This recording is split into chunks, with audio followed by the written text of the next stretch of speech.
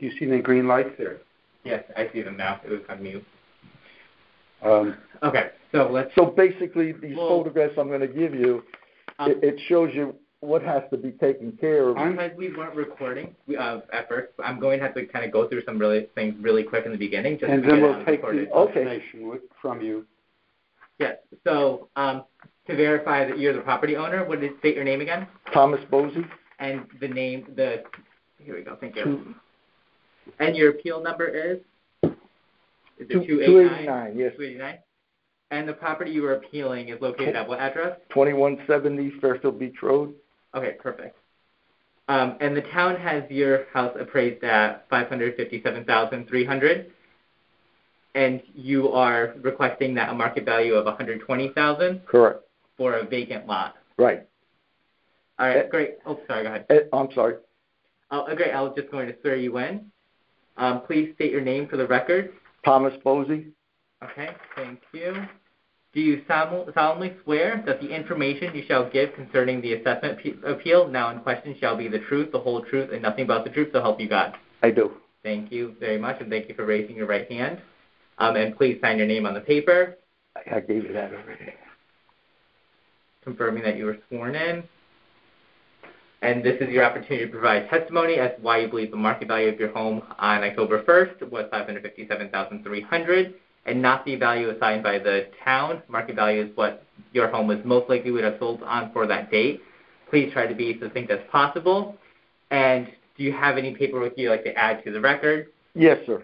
Great, thank you. I have photographs and some backup material as to construction costs and real estate market costs. You've provided some very good information to help support your reasons for the reduction. And we will take that, add it to the folder. Do you have anything further you wish to add? Not really. As I said, the piece of property next to it was the town used to own, so I compared it to what and it went out for bids, basically. So, I took the square foot cost of what they got for that property and put it towards ours, and the value actually came down less than what the $120,000.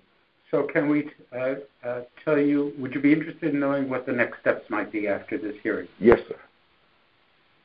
So I'm going to be presenting your petition to the majority of the board at a deliberation session for consideration and vote.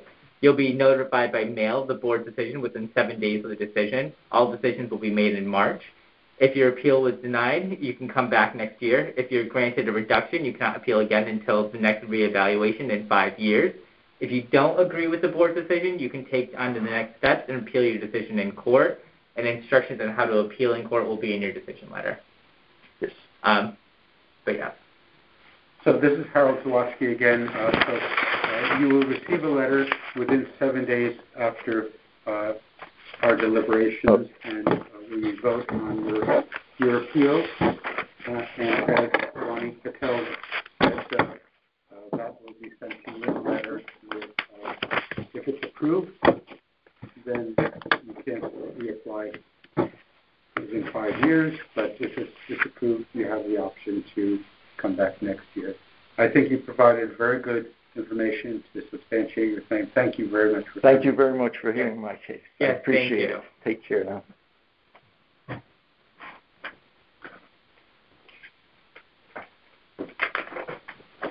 Thank you, sir. Sorry about that.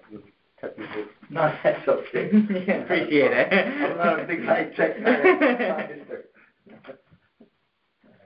Okay. Thank you very much for your time. Sorry about that, Ronnie. No, you're fine. So this keeps going, right? Keep it going. Keep that. Okay. Who's the next person on your list? So next person is going. Or the next folder. Yeah.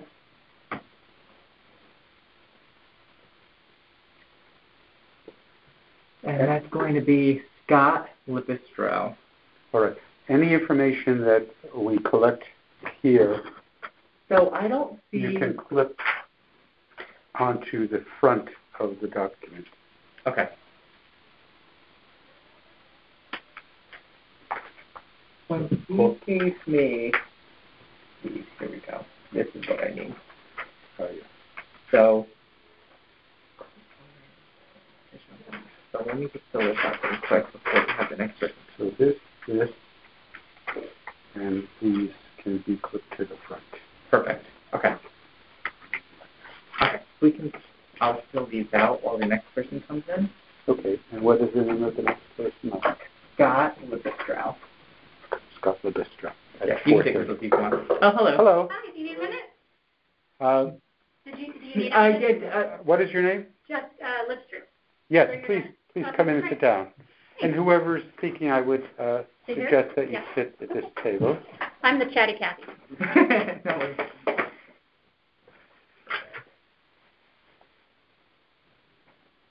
Give us a moment to... No worries. Sure. Harold, how do you spell your last name? Z-A-W-A-D-S-K-I. Perfect.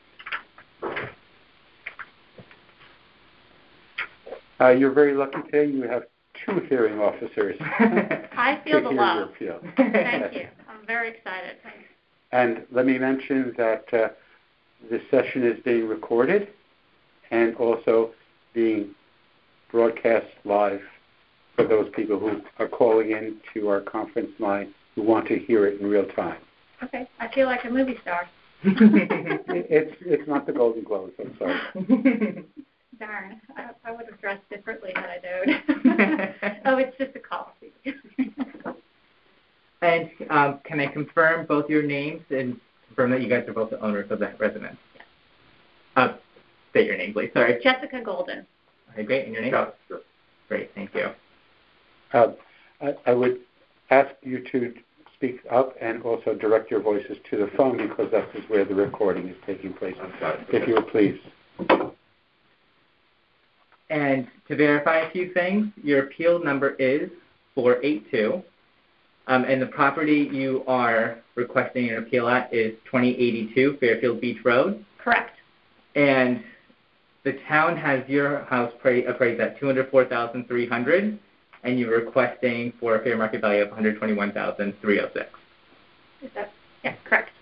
Great, thank you. Sorry, he's the numbers guy. No worries. So I'm just going to confirm and swear you in. Oh, goody. Please state both your names for the record. Jessica Golden. Scott Lipster. Do you solemnly swear that the information you shall give concerning the assessment appeal now in question shall be the truth, the whole truth, and nothing but the truth, so help you God? I do. Yes. Yes. And if you guys can both fill out your names on this piece of paper over here. Under the pen. Actually, since you are co-owners, only one of you. Only one paper for both. Oh, only one? 42? Only one can be a spokesperson for both. Okay. If they're co-owners. Okay. Oh, look at that. Today is the 2nd. Today is the 2nd of March.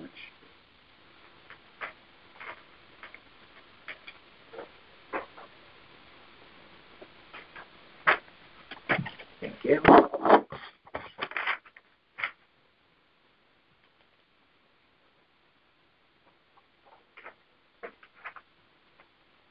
Okay.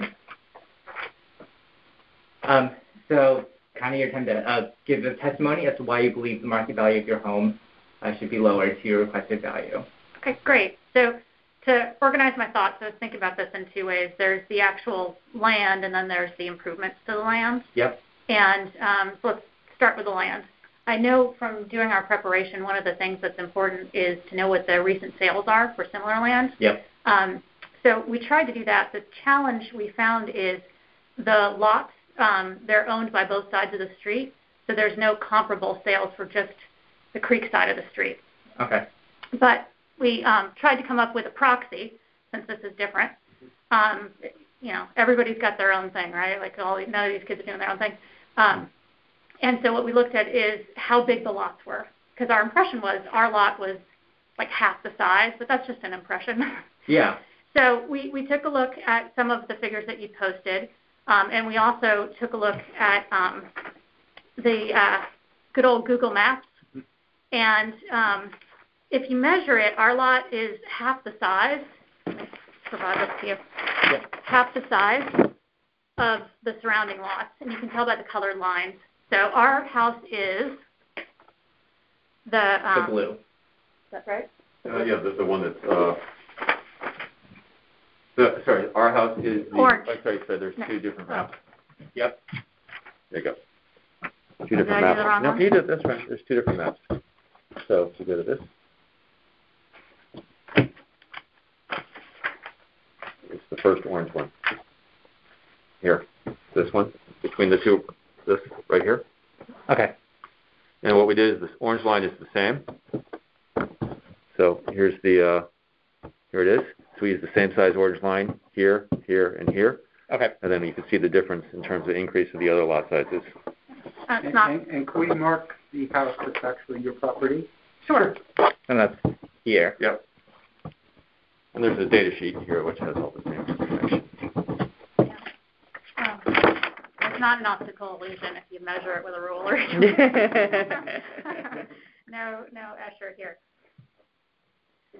So that was the first thing is because looking at the land size, we understand that 10% more in square footage isn't translates to 10% less in appraised value, but it's actually double if you take a look at that. So it's a significant difference. And when we looked at the surrounding properties, and if you don't mind, I'll just pile onto that. So the square footage of the land for our property is 770 square feet, and the next smallest of any of our neighbors is about double that.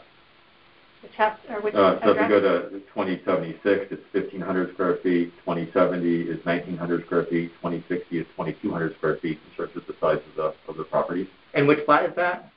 What? Which lot is that with that you're saying? You said the neighbor? So if you go, just look where our house is and go to the right of it along the creek. Okay. Right? 770 is us, right? And the square footage, the next lot is 1,500. The next one is 1,900. The next one is 2,200. Okay. Yes. Okay. And again, lot size is less valuable. It's one aspect of it. But what's more important is all those properties have significantly more frontage on the creek. So, for example, our creek frontage is 27 and a half feet, which means we couldn't even put a 25-foot boat on our property. And our immediate neighbors at 2076 have a 30-foot boat that you can see actually in the picture. So we couldn't even put that on our property. Yeah, and it doesn't even go the full length of their property. Okay. So land was one thing that we looked at, and then the other side of that is the improvements to the land, because if you have an empty lot, what are you going to do? And so the first, when people are buying houses on our street on both sides, there's kind of a couple of things that really sell the houses that have a creekside lot, and the first one is parking. Right. So we have a one-stall garage and room for one car in front of it. Again, if you go to the right, looking at the picture, down the street, our immediate neighbors have a two-stall garage with parking for 3 in front of it. The neighbors next to them, are they the ones with 6? That's 3. 3 houses down, they have parking for 6 cars. So you're saying that there's limited parking on your property. Do you have the addresses of they're the 3 that you've comparable? Yep. So 2076 has 2-car garage, parking for 3 on the driveway. 2070 has. Yeah. Okay, I got it. I missed that. Yeah, and I mean it's a way to look at it, but parking is scarce on Fairfield Beach Road, so it's a way it increases the value to have parking space. So we looked at that first. So we have the most limited parking by a lot, and it gets even larger as you go down the street. And then the other thing we looked at, the thing that people really value when they buy the houses that have both sides, is if they have an income producing side to it. So 2 of the houses that are appraised less than ours actually have rentable apartments. Mm-hmm. And which one are those? 2070 and 2060. So their buildings are assessed at, appraised, if I look at it correctly, are assessed at $40,000 and $21,000 respectively. What are those numbers? 2060. No, what is the number? You want the appraisal or your assessed? We do appraisals easier. 2760 is appraised at Fairfield Beach Road is appraised at $57,000. 2070 is appraised at $31,000. Okay. And then 2082, ours is appraised at $144,000. And you're looking at the structure? Structure. I'm looking at the building property now. We moved from land to building. Yep. I understand. Yep. Yeah. All right. And so those two properties in particular have full kitchens and full baths, where we have a half bath and no kitchen because it's just an office. And they can produce, and they're rented out, so they're income producing. So it's hard to imagine that building has less value than a building that can't be rented out by law. So is this an office? Mm-hmm. And then further to illustrate the point, 2076, which is the immediate neighboring property, which is more similar to ours, has a 2-stall garage, inside, so 2 enclosed parking, and the same level of space up above it is assessed at $55,000. Appraised at $55,000 versus ours at $144,800. Yeah. And those were both built roughly at the same time. That's the house with the boat. So, excuse me, the property that you're here to appeal is not your residence? No. Well, we live across the street, yes. It's the office. So, yeah. Okay. And it is a separate building from your residence? Correct. Understood.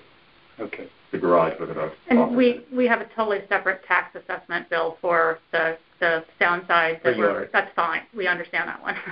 All right.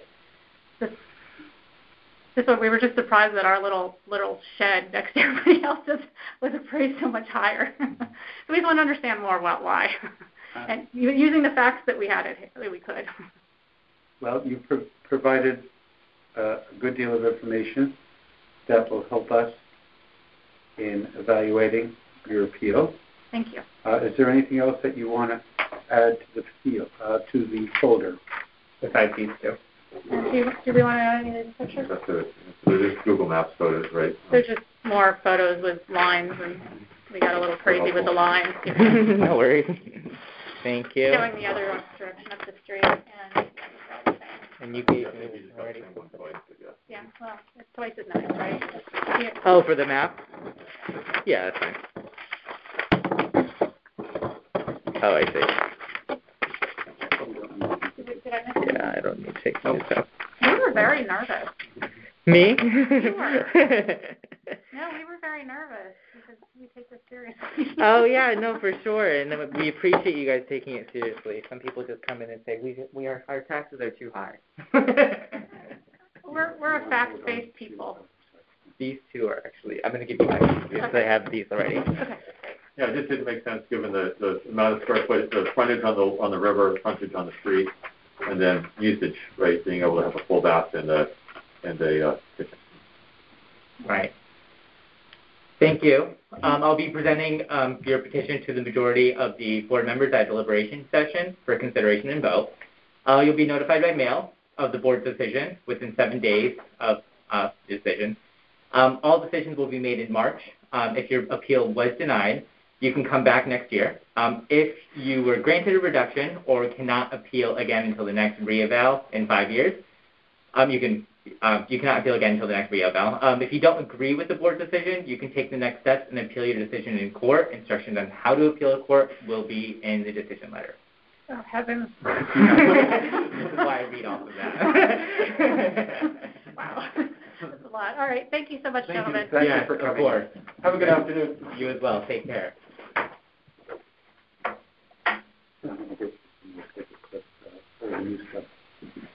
The outside because then downstairs they look late.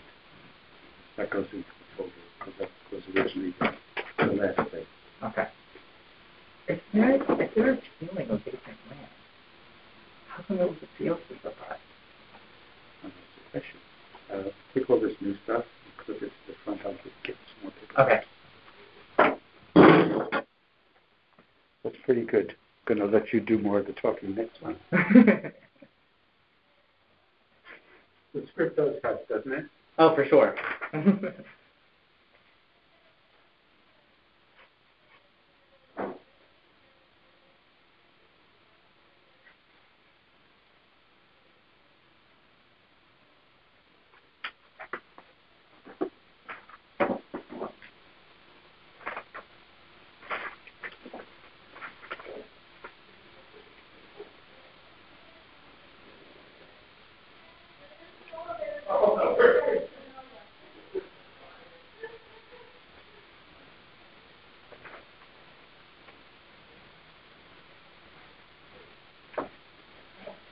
Hello. How you doing? Good. How are you? Well, we supposed to squat over here. Yeah, just sit right there in that chair if you don't mind. Okay. Oh, we have 2 people. All right. We're together. Perfect.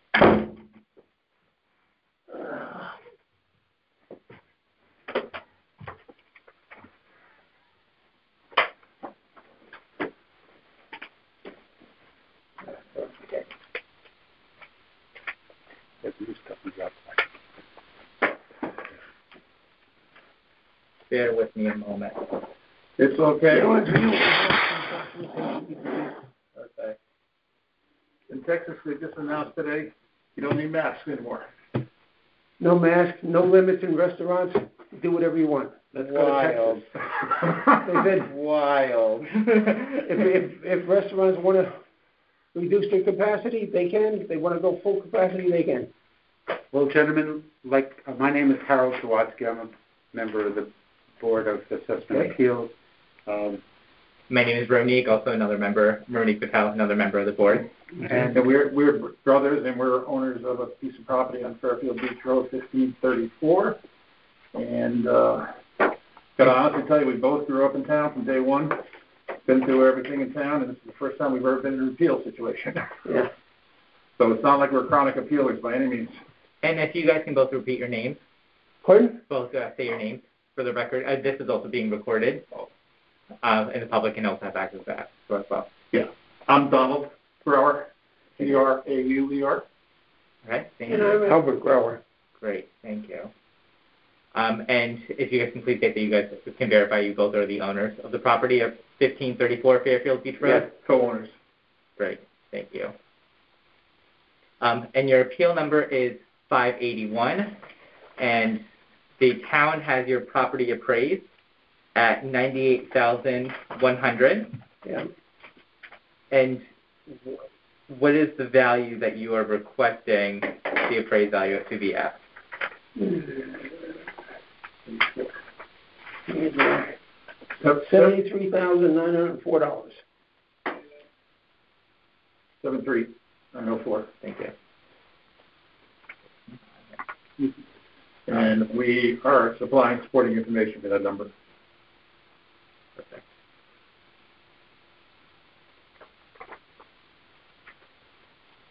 Okay. And where?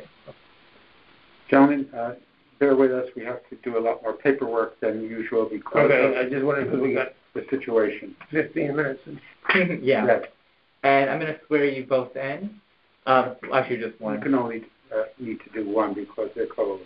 Okay, so for one of you, do you solemnly swear that the information you shall give concerning the assessment appeal now in question shall be the truth, the whole truth, and nothing but the truth, so help you God?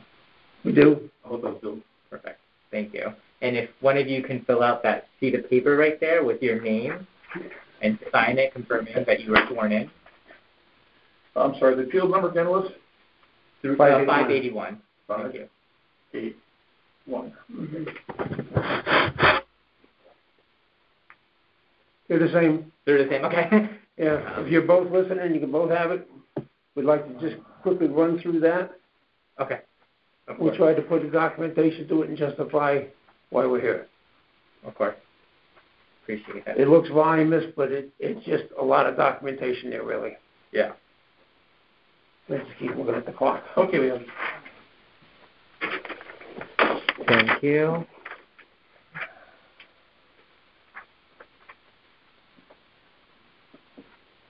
Go ahead. All right. We're here obviously appealing 1534 Fairfield Beach Road because we don't believe the methodology that municipal valuation used is valid. And at the 223 BAA meeting was the first time Mr. Fazio announced how he did the valuation. The fact that he's doing 10% of, this is one of the undeveloped properties, that he's doing 10% of developed property. Basically, we feel that's kind of like determining the price of bananas based on the price of steak. They're both food, but they're not comparable. We don't believe that developable property and an undevelopable property are comparable. For that, we included in here the field card for you, just for documentation. But if you flip to section A there, our supporting evidence is the town recently sold 216 Riverside Drive, which had been on the books for $126,000. When the town went to sell it, and 126 got there the same way it gets on everybody else's appraisal. They hired an independent appraiser who went out and looked at it. It's not a developable property. I'm not sure the exact methodology, but I did talk to the appraiser. They didn't do it as a percentage of the developable land. They figured out their own value on it. I asked them if they would do the appraisal on our property. And the time constraints, they couldn't do it. So we explained them all the documentation we had, and they said, go with it. You've got a good case. But if you look at A, you'll see there that the land, it's documented all here. It's 5,600 square feet, and it was at $126,000. Which property are we looking at? 216 Riverside Drive. Yeah, 216 Riverside Drive. And what do you say that the appraised amount is? It was $126,000, and the appraiser dropped it to $26,000 when they did the final appraisal. But when the town decided to sell it, they got an appraisal, and that was what was I guess it's fair market price. It's standard procedure for the town when they're going to sell something. They have to go out and get a current appraisal. I just don't see the 126 anywhere. Okay, go to the last page of the vision sheet. Yeah, it's there. Okay. You see it there? Yes. Okay, so it was $126,000. It went there. Then it went down to $26,000. This is with the independent appraisal, and I did speak to the woman who did the appraisal. She didn't have time to do ours, but we spent some time talking to her, and she thought we're in pretty solid ground what we're talking about. Again, we're using this as a comparison of what undevelopable property is worth along the shoreline. This is basically somewhat shoreline property. Right. You could not build anything on this. It's a really low value. And we're going to go on to B and C here, which refers to basically the person who bought the Riverside Drive property was the next adjoining neighbor on the situation. And that's the only person who found any value in it because he couldn't do anything with it. So we're extrapolating the same idea for our piece of property too. Where it would have any value would be the neighbors. But we find that not applicable in this situation because of town statutes are not allowed to sell this piece of property. It's actually connected to the front property. And so while our neighbors may offer you money for it, it's not realistic to do that because they can't buy it. We can't sell it. We can't develop it. We can't use it for a building lot. And it's just basically a piece of land that we have a garage on. And what we say basically here is that the price that the town is assessing is exorbitant for a piece of property that is unsaleable, unusable other than for putting a garage on. You can't build a house on, and does not offer beach rights, and it does have tidal creek behind it, which is somewhat questionable how usable it is. It's not really navigable except during high tide period. So it does have a low value on that. That is basically our premise there. We have supported it with B and C showing the neighbor properties would not have any value to it. If we tried to offer, got a price or something like that. Yeah. So it would be difficult for an appraiser to come in and put a price on the property because I do believe state statutes say you have to use comparatives for real estate appraisal prices. The only comparative we could find was on that Riverside Drive sale where it's an undevelopable piece of property and the town established a price and we're using that as our basis there. The basis here of the neighbors using the property is not applicable because it couldn't be sold. And the other 69 pieces of property on Fairfield Beach Road are similar to ours, somewhat different in sizes perhaps. Again, are enjoying some selling and can't be sold. So we feel that the evaluation the town put of $97,000 on our property is way above and beyond where the reality is. And so what we're asking for is not an exorbitant or ludicrous reduction in taxes. We're taxpayers. We pay, between my brother and I, pay 7 pieces of property in town on taxes. We're not whining, complaining about that. We're just saying the easiest methodology to use is to take the previous assessment and add the inflation factor that the town has added across the board and use that. The other issue is, and that's supported there in the letter in the front, the other issue is we're questioning why there was no depreciation considered on the physical property itself, the garage, where it is somewhat standard to have depreciations. If you go to Section D on that book, yeah, you'll see those are beachfront properties, all of which receive depreciation. There may be a factor on the garage related to depreciation on the property card itself. No, we didn't find it. And you'll see in there, there should be pictures of the garage to document some depreciation. The field card's there for the garage. Yeah. If you look in there right in the front, right before A, you'll see pictures like this. They show this garage needs some TLC. Okay. But again, so we put this in here to document the situation. And why did 54 properties on the beach get depreciation? We didn't get any, and we're trying to show you that the garage is definitely warrants some depreciation. It was built in 1981. Right. We're assuming that it's most likely error and omission as far as maybe the depreciation wasn't considered. That's the position we're taking, and we would like to have that reconsidered. So in case there was any error and omission. Reconsider the depreciation on the garage. Yes, yeah, we feel if you're offering it on the vast majority of other properties, that we feel that we're entitled to have the same opportunity to have that adjusted. I believe I see that it is rated at 76%. So there is some depreciation. I'm not saying that. It wasn't stated as a depreciation value. Right. I'm not sure exactly how that's calculated. Well, right now they increased the value of the garage 26% over the previous appraisal, showing it no depreciation. I understand. Okay. I think we have to back up a couple of steps, I'm afraid, because the recording stopped. So we're just going to begin asking you the same questions again. Oh, that's okay. I apologize. The meeting ID number on here? 1, 2, 3, 4, 9. Oh, actually, no, never mind. It's there. We're good. Stop it. Okay. We're good. We're being recorded again, so we're just going to back up a couple of steps because of it appears that the line got dropped. All right. So welcome. My name is Ramneek Patel. I'm one of the 9 members of the Board of Assessment Appeals. I'm going to hear your appeals today. Your hearing is being recorded. To state a few things for the recording, please correct me if anything is wrong. Your appeal number is 325. The property you are appealing is located at 1944 Fairfield Beach Road, Fairfield, Connecticut. The owner of the property is you and your wife, Helen and Edward Hapgood.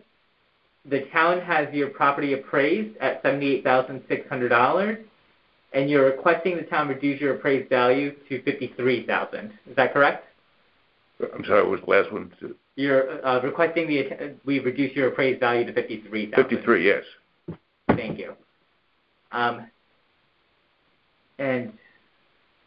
I'm going to swear you in now. Do you solemnly swear that the information you shall give concerning the assessment appeal now in question shall be the truth, the whole truth, and nothing but the truth to help you God? I do. Great. I'm going to have you sign that name on the paper. So thank you. And then I'll sign afterwards. And perfect. So now this is your opportunity to provide testimony as why you believe the market value of your home should be $53,000. Okay. So just freestyle. Yes, sir. I'm new at this, so bear with me if you will. No worries. just a little background information. Our property is actually bisected by Fairfield Beach Road. So our main piece of property is on the beach side. On the other side, the much smaller slice of property is on Pine Creek. So 1944 is the slice of the parcel, the small parcel. We've been in the house for 21 years. We demolished the original beach house, which was a tiny beach shack, really, that we demolished 21 years ago. We've been there since that. So we've been in the house for 21 years. The garage, which is on the 1944 address, the small one-car garage, has been there for how long we don't know. Probably forever. What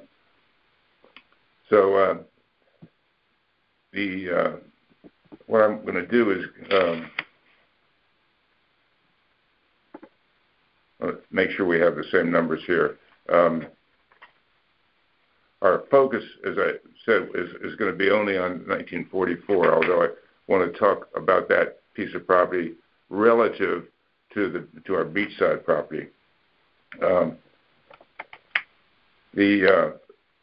me give you that. That is, I'm going to be talking from that piece of paper. By the way, I have several documents in here that you can do with as you like, but I just wanted to make copies for anything you might need. So they're in here when you get a chance. Just for you. Okay, thank you. Okay, so this is now on the beach side first.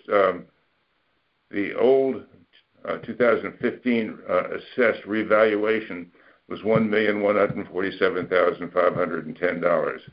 The new revaluation for the purpose of this process is $1,181,110. So that is an increase of the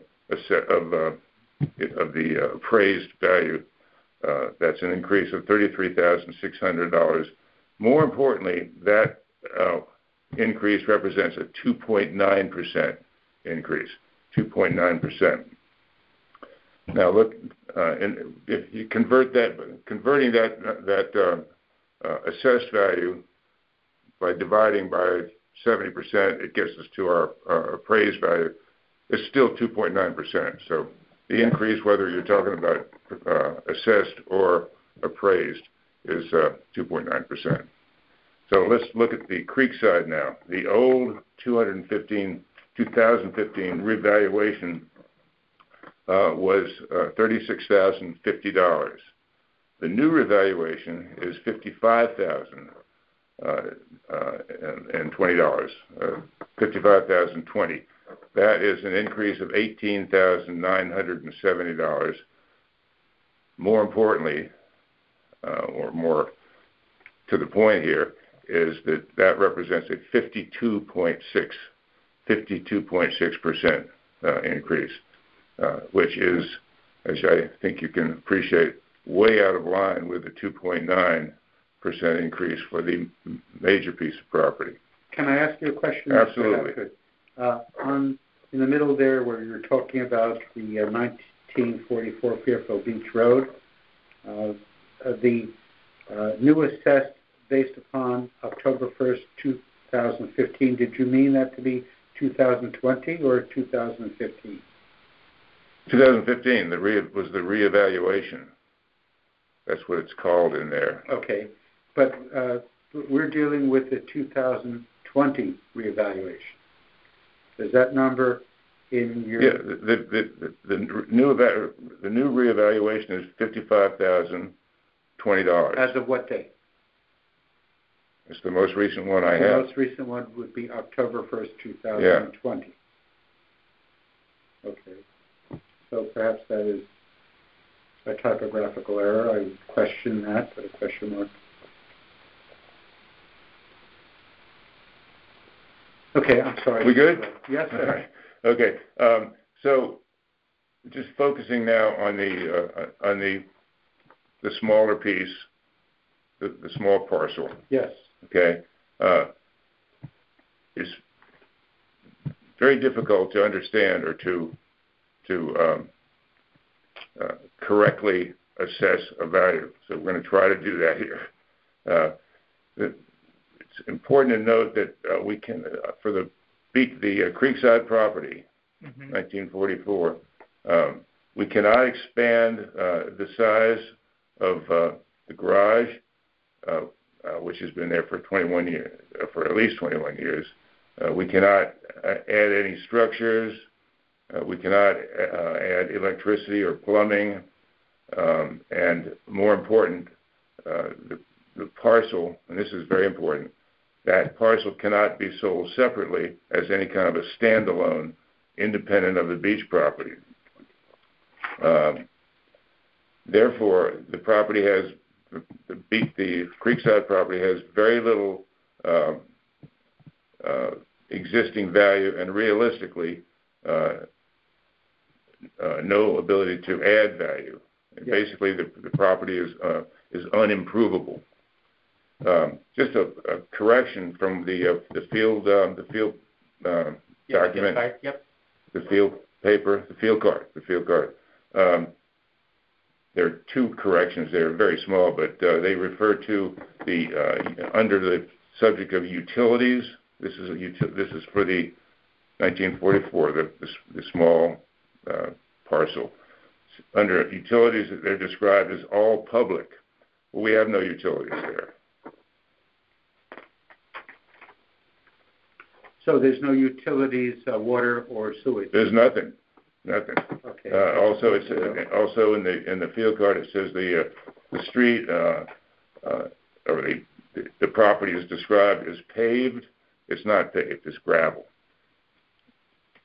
In effect, that piece of property is, we use the garage, the small garage. It's a one-car garage. Is used for storage, and the gravel area is basically for guest parking.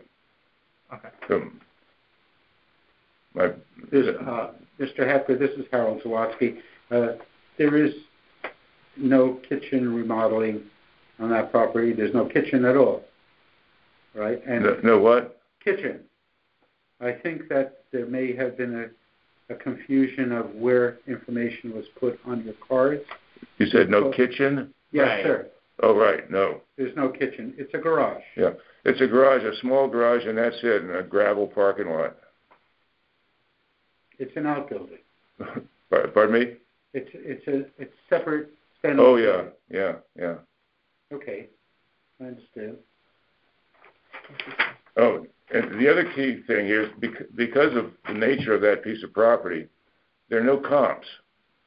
There are no comps by which we can accurately assess a value, even a wild guess. I mean, so any assessment pretty much has to be arbitrary. As I said before, the property cannot be sold separately. It can only be sold as part of the two properties. And we, by the way, you probably know this, because the configuration is two properties, a main property and then a beachside parking area. Yeah. We actually get two tax bills, one for each one. Yes. And I want to discuss that because it seems to make a lot more sense just to combine the two.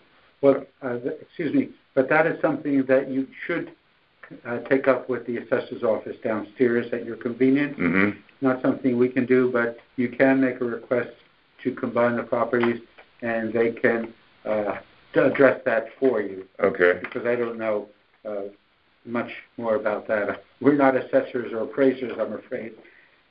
Oh, okay. But we're here to hear your appeal. Okay, well, I'll make it as compelling as I can. I see that there are some things to consider on your cards. We do have a bit more time because we are in a gap time frame here, so we can spend several more minutes with you. Okay. 15. Yeah. Yeah, that's why I looked before. I was like, oh man. The assessment that I came up with initially of 55, that was sort of arbitrary because, as I said, there are no comparable properties to give it any sense of value. So basically, it's nearly valueless. But we want to be fair about this. So what I propose is that we use that 2.9% increase for the beachside property as a guideline, and then just combine the two, or apply the same 2.9% increase to the creekside property as well. And that's how I ended up taking it down to $53,000, because 2.9% increase on the creekside property comes down to just under $53,000. Where am I here? You follow? Yeah. Yes, sir. Because I'm jumping around a lot. No, you're doing fine. We follow what you're saying, and I see the information on your cards. So, bottom line is, I think we can agree that a 52.6% increase for a piece of property that is basically valueless or have very, very little value, I cannot justify a 52.6% increase, but I have a lot better chance of reconciling and understanding the fairness and the simplicity, frankly, of applying that same 2.9% increase for the beach side, applying that to the creek side. Understood. And that brings it to just under $53,000. I rounded it up to $53,000. In 2019, the year previously, before the revaluation, your property was assessed at $36,050. Yeah. And then that jumped up to $55,020. I gave you that piece of paper, didn't I? Yes. Yeah. Yes. So we see the discrepancy, and there's some information that, and the garage was renovated in 1999 when you. No, the garage wasn't touched. When you built the house. When we bought the house. We demolished the beachside house, yes, which was just a small. We demolished that and built a house. Yes. But the garage was already there long before we bought the property. And was that remodeled at all? No, I haven't touched it. No. It's original as prior to your purchase? Well prior. We have no idea how long it's been there. Well, it looks pretty good. Yeah. I mean, okay. It's any other information you would like us to take? I think I've got it. I've just been jumping around here. No, you've been good. Here's what I was looking for. The old appraised value of the creekside property was $51,500. Now we by improving that or increasing that by the 2.9% for the beach, that takes it up to $52,994. So I just rounded it up to $53,000. That just seemed to me a logical, simple, and fair approach, as opposed to a much more onerous 52% increase. I apologize for bouncing around like this, but no worries, we're following. Okay. All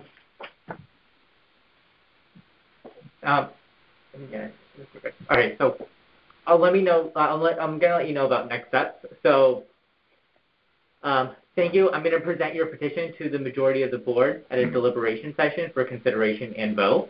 You'll be notified by mail of the board's decision within 7 days of the decision. Decisions will be made in March. If your appeal was denied, you can come back next year. If you were granted a reduction, you cannot appeal again until next reevaluation in 5 years. If you don't agree with the board's decision, you can take up the next steps and appeal your decision into court. Instructions on how to appeal in court will be in your decision letter.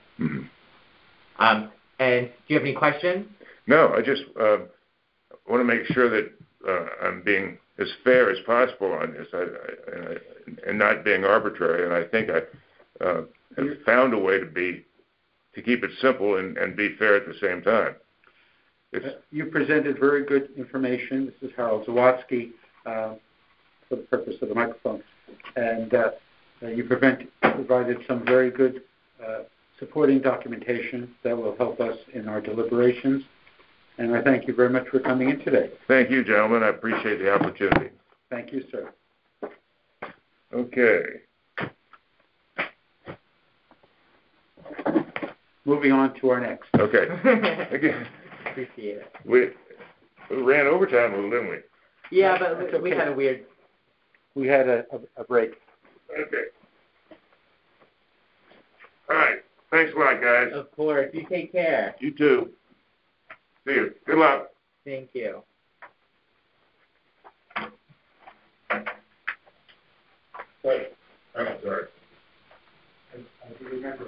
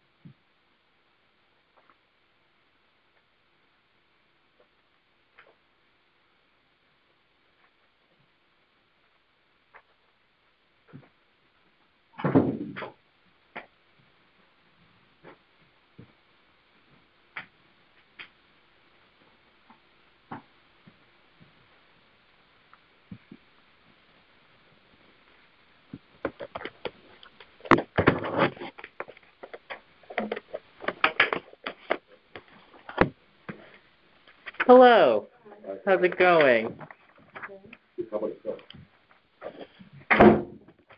Whoever's going to be speaking, you sit in this chair.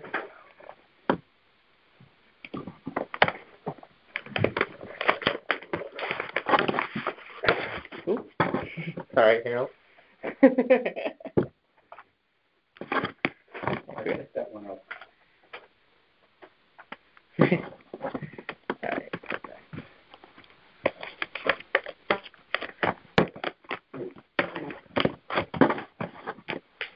Okay. Thank you. All right, so welcome. My name is Ronique Patel. I'm one of the 9 members of the Board of Assessment Appeals, and I'm going to hear your appeal today. Your hearing is also going to be recorded, so if you can please, whenever you speak, speak loudly and clearly so the phone can hear. And I'm just going to state a few things for the recording, and please correct me if any of this is correct. Can you guys tell me both your names? For the record, I'm Chris Greenwood. I'm an attorney. I represent Mrs. Gottlieb, Miss Gottlieb. It's Maria and Adina Gottlieb is the homeowner. Got it. Thank you. And to verify, your appeals number is 530. The property you are appealing is located at 1206 Fairfield Beach Road, and the owner is you, Maria. And the town has your property appraised at $628,600, and you're requesting to reduce your appraised value to $550,000. Well, actually, we're looking to maybe even reduce it a little bit below that. Okay. A couple of the appraisals. Sir, if I could ask you to speak a little louder I'm sorry. towards the phone, because that's where the recording is taking place. Actually, we'd be looking to have it appraised below that, based on some of the sales and various comparables that the town has assessed other properties at. Got it. And what would that value be? I would say $470,000. Okay. Thank you.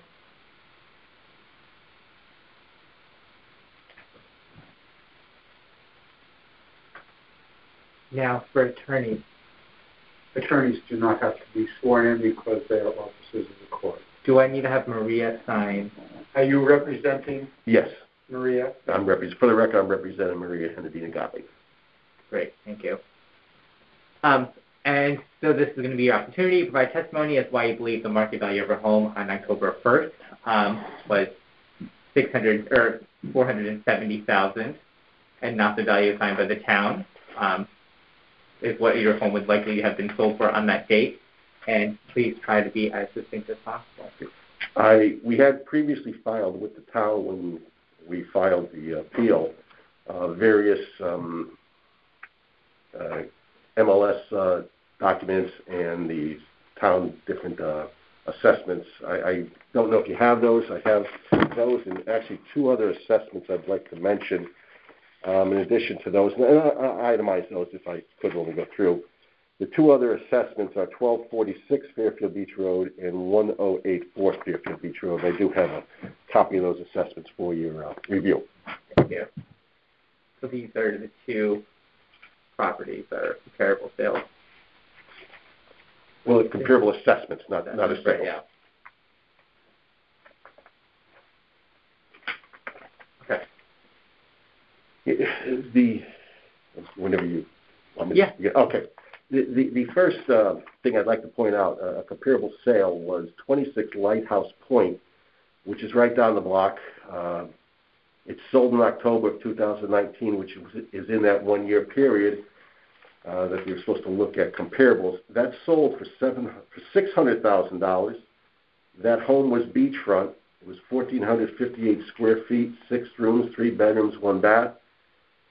Ms. Gottlieb's house is 820 square feet. It is not beachfront. It's across the street. The lot size of that 26 Lighthouse was 8,680 square feet. The town's appraisal came in at $909,600. If you divide that by the square footage of the lot size, it's $104.79 a square foot. Ms. Gottlieb's property is 820 square feet. If you divided that square footage by the value that the town put on, which the town put the value at $572,800, that comes out to be $144.65 a square foot of lot size. The house on Ms. Gottlieb's property is only 820 square feet. It's dramatically smaller, about half the size.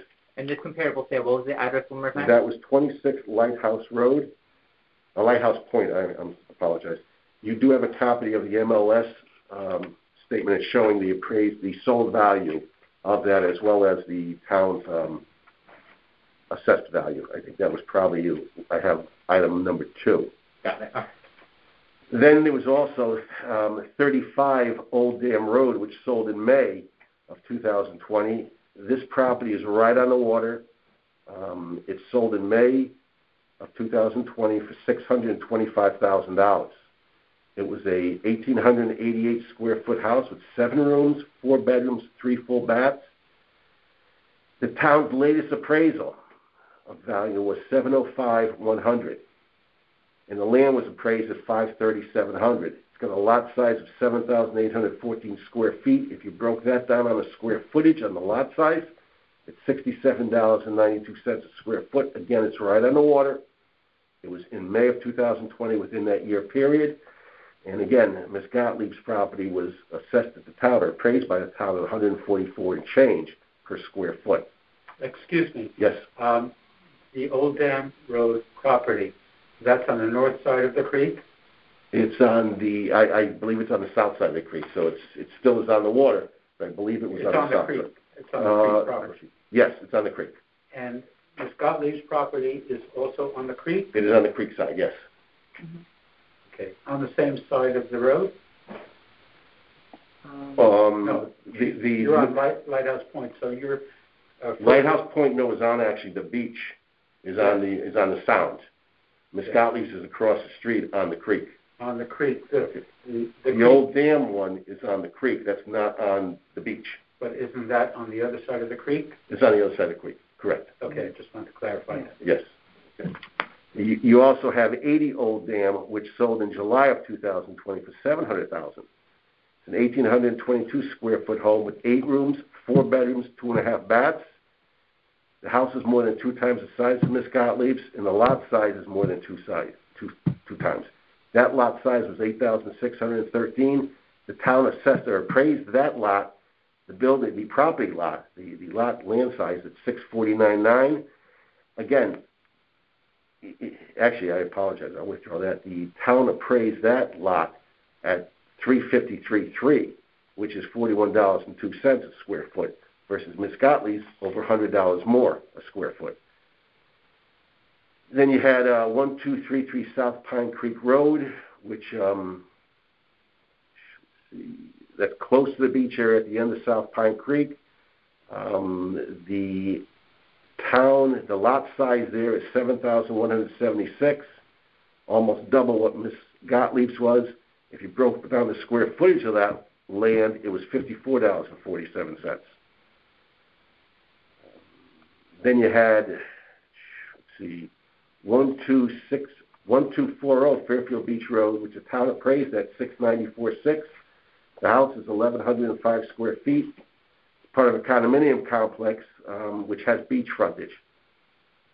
Miss Gottlieb's doesn't have the frontage that has. 836 Reef Road sold in January of 2020 for $705. It was a 2,737 square foot home, 8 rooms, 4 bedrooms, 3.5 baths. Lot size was 6,500 square feet. The town appraised the land at $386.2, which was again $59.41 a square foot. You had 1054 Fairfield Beach Road, which the town appraised. This didn't sell, but the town appraised the land at $606. The land is 7,148 square feet. It's almost double Miss Gottlieb's side. Yet the property was only appraised at $34,000 less.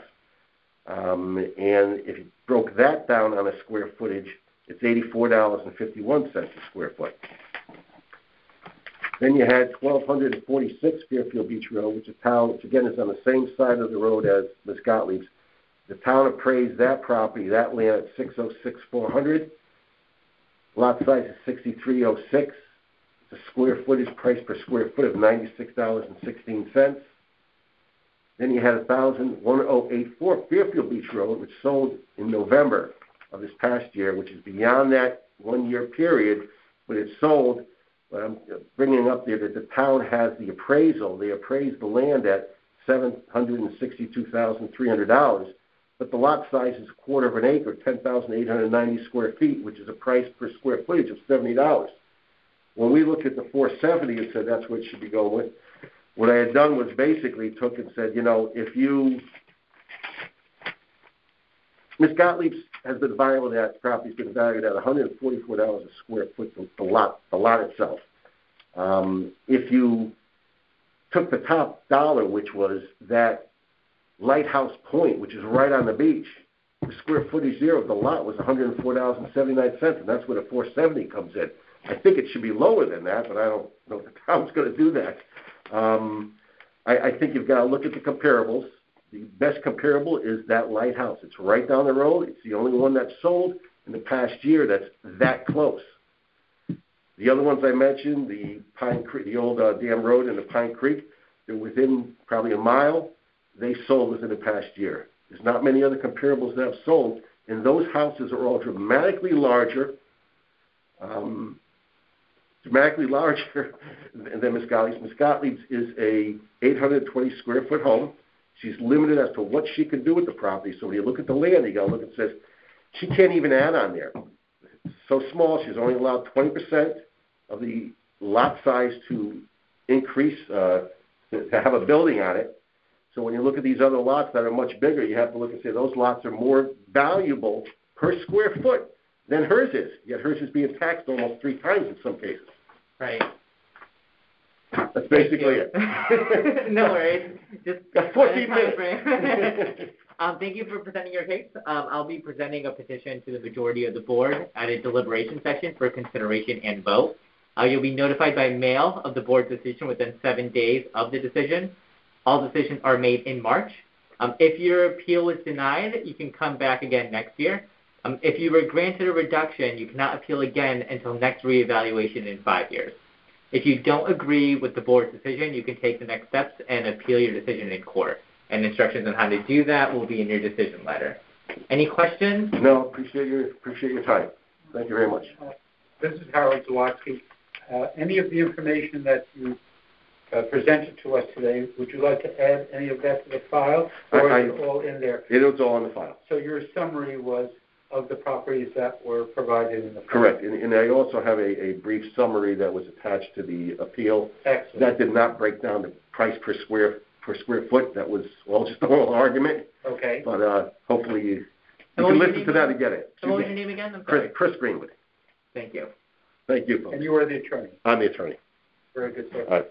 I think you provided very good information and good substantive argument for your appeal, and we will consider that during our deliberation. Appreciate your help. Thank you. You will take care.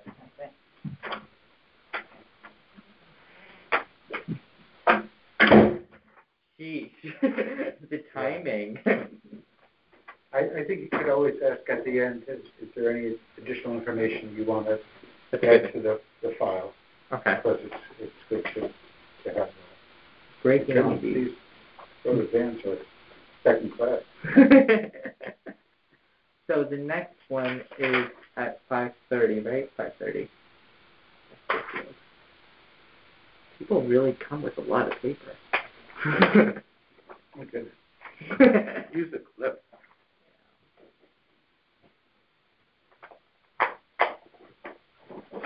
Getting the hang of it? I think so. Am I doing okay? I think so. I think that, complimenting them at the end, that they provided good substantive information. Yeah. Makes them Feel a little better. well, would indicate our interest in helping them. Yeah.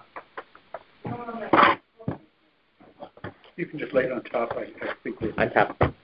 Hello, how are you? Come on in. We're in the right place, right?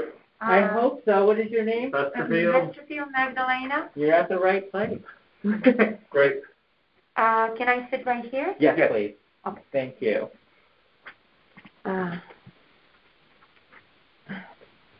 And just so you guys know, this is being recorded. Yes. It's also accessible to the public, which is why we have this phone here. Of course. So whenever you guys speak, just make sure it's loud and clear. Okay. Thank you. Welcome. Hi. I'm Ravneet Patel. I'm one of the 9 members of the Board of Assessment Appeals. Mm-hmm. I'm going to hear your appeal today, and your hearing is also going to be recorded, like I said. And if you can both state your names for the record.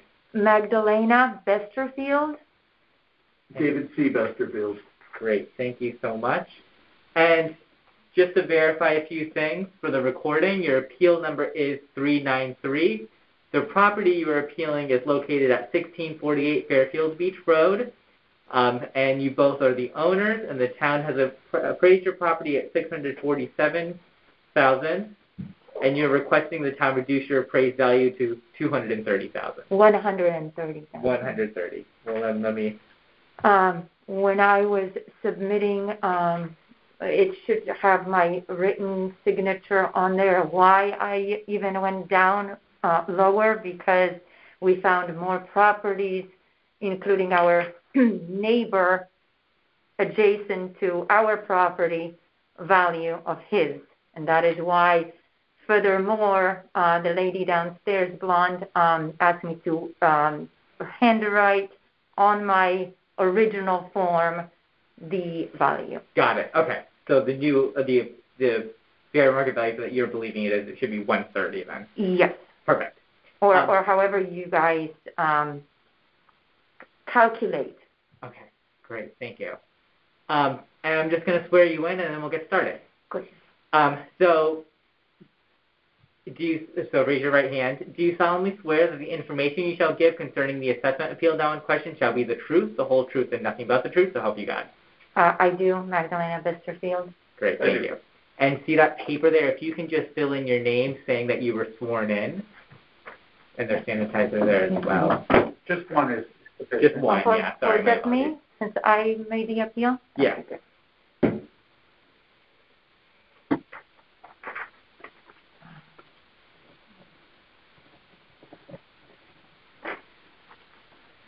Want the water? I think I'm good, thank you. Sworn in before this, and today is the second? Yes, and I'll take care of that. Second part. Oh, second, okay. Here, sorry. Yeah, you're fine. I put sanitizer. It's fine. I'm very anal. I'm sorry. Oh, no, you're totally fine. I appreciate it. Okay, great. And so now is your opportunity to provide testimony. That's why you believe the market value on October 1st was $130,000 and not the market value assigned by the town. Is what your home would likely have been sold for on that date, and please try to be as succinct as possible. Of course. I think what happened, to tell you the truth, was that when we purchased the property in entirely, which is both addresses, Yep. the assigned value of the purchase went on to the boathouse/garage because our main property did not have a garage, and somehow when the town assessed, put a price value, it went to a location called 1648 versus 1649 in 1999. That's when we purchased it, and I think that took the presence establishing for that location to a naked eye the value of $495, and subsequently went through these the raises or reductions and stuff like that. So what I did is, and I have to admit, ignorance is not bliss in this scenario, because for over so many years we did not catch that until our appraisal. Right. And when I looked at it, I said that because it was separated, and I got and I also submitted the property card for our main property. Okay. 1649, which is appraised at $1.8 million. Yep. That I said, wait a minute, this is not right. Something is off.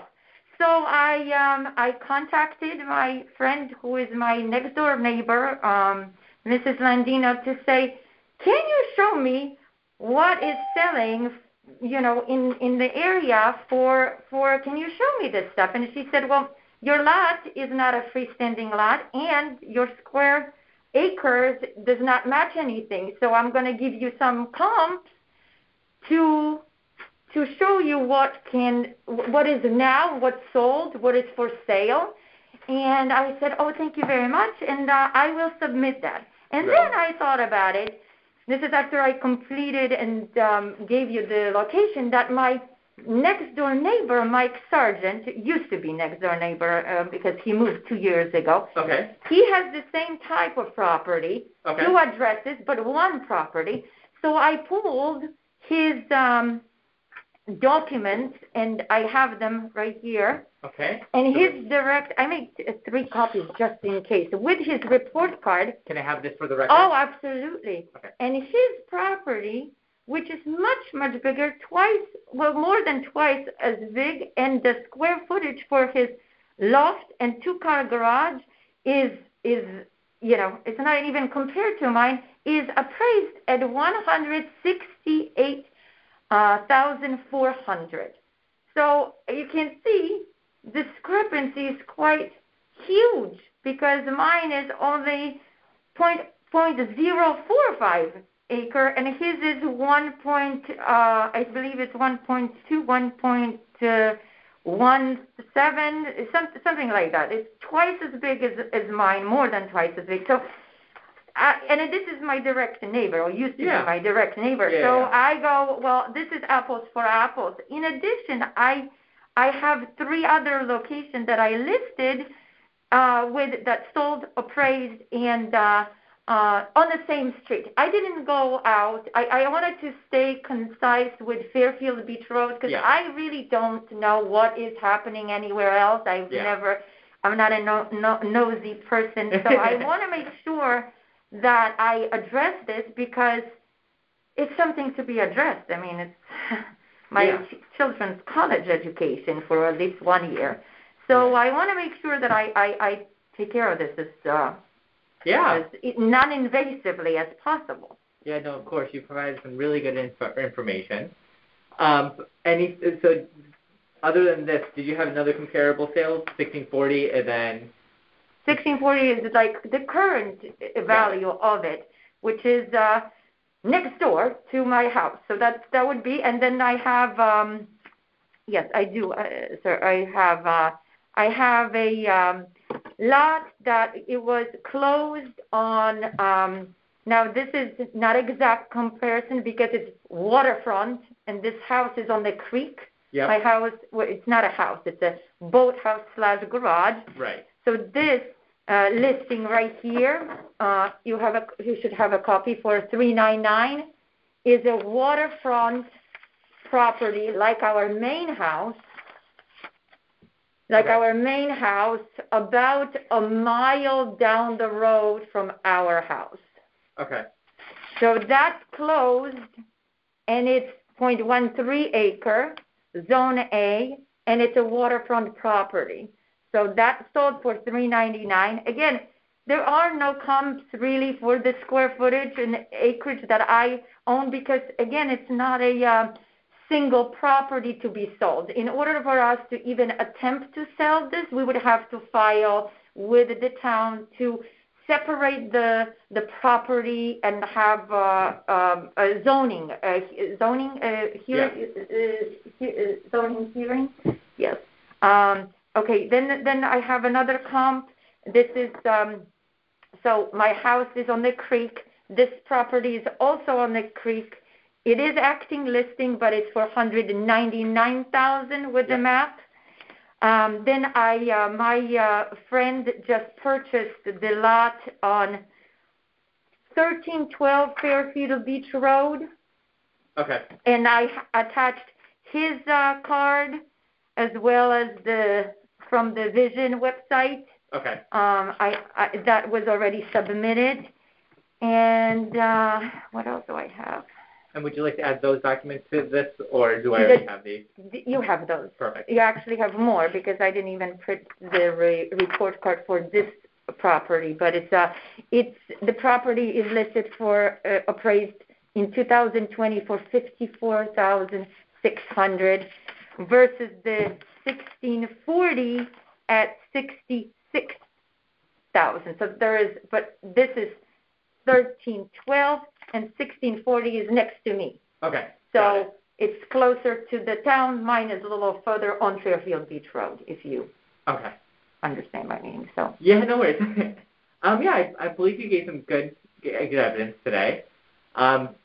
Anything else for the record, or everything here? That's perfect. So just to kind of go over next steps with you. I'm going to be presenting your petition to the majority of the board members at a deliberation session for consideration and vote. You'll be notified by mail of the board's decision within 7 days of the decision, and all decisions are going to be made in March. If your appeal was denied, you can come back again next year. If you are granted a reduction, you cannot appeal again until the next reevaluation in 5 years. If you do not agree with the board's decision, you can take the next steps by appealing your decision in court. Instructions on how to appeal in court will be in your decision letter. Okay. Great. Okay. Is that it? Yeah, you provided some good information today, and I'll be. Yeah, I really, again, I really think that what happened with the sale, with the purchase of us in 1999, the fact that they put the sale price on the boathouse / garage snowballed effect into where we are right now. Right. Totally hear what you're saying. Okay, well, thank you so much for your consideration, no, and I have a good nice meeting you too. Have a good day. You as well. Stay safe. Stay safe. Right. Yes, of course. Should I leave it open? Yeah. You just leave it open. Yeah, that's fine. Thank you.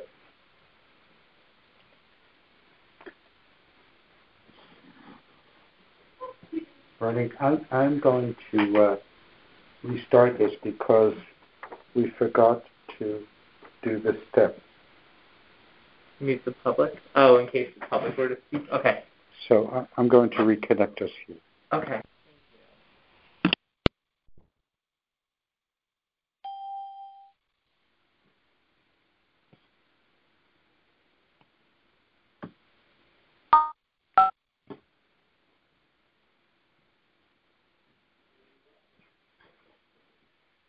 Hi. Hello, how's it going? Good. How are you today? Not bad, thank you.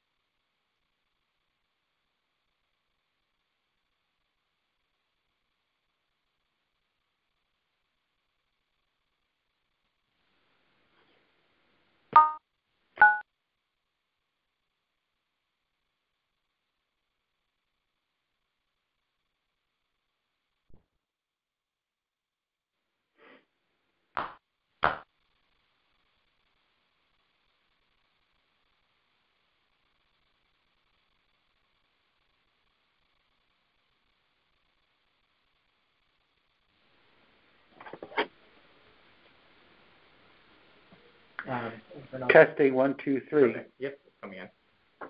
Great.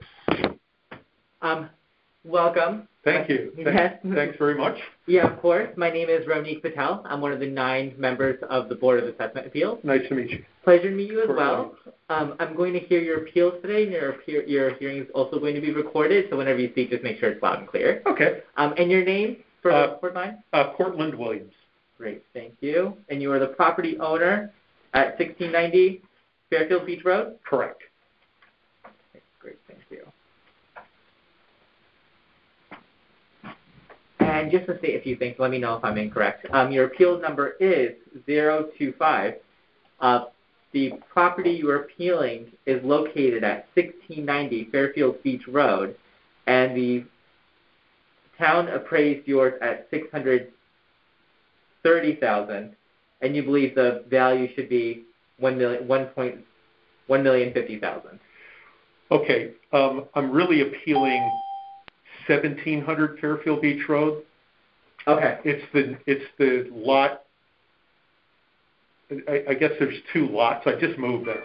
Okay. And is it across the street? It's right next. I don't know why they divided it, so okay. I'm kind of curious as to why they did that, and whether not that I would develop it. Essentially, it's a garden. Okay. Okay. So yeah. But I brought you some data here, just with regards to what I just received is an increased appraised value for that lot in comparison to some others that are either larger with less or similar appraisal, and in some cases larger and a lesser appraisal. So got it. Before we start with that, I'm just going to swear you in. Sure. So for the record, please state your name. Cortland Williams. Do you solemnly swear that the information you shall give concerning the assessment appeal now in question should be the truth, the whole truth, and nothing but the truth, so help you God? Yes. Great, thank you. And if you can take one of those pieces of paper and fill out your name on there. Sure. So it should be 1700 Beach Road. Yes. Do I have information on 1700 here? I have some information here. Perfect. Oh, I see. Here's 1700.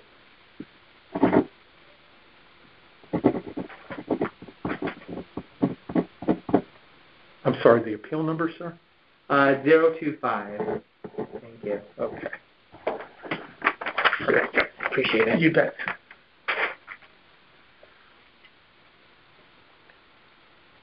Okay, perfect.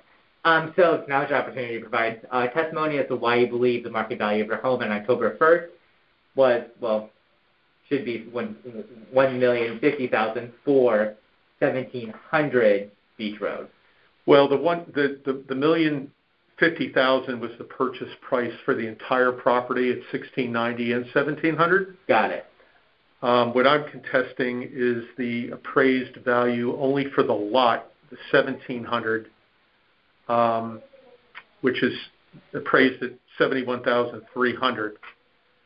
The reason I took the time to come in is because when I looked at the data that was provided by one of the Fairfield Beach Association leaders there, who I quite honestly have not met, but he sent out a notice and I responded.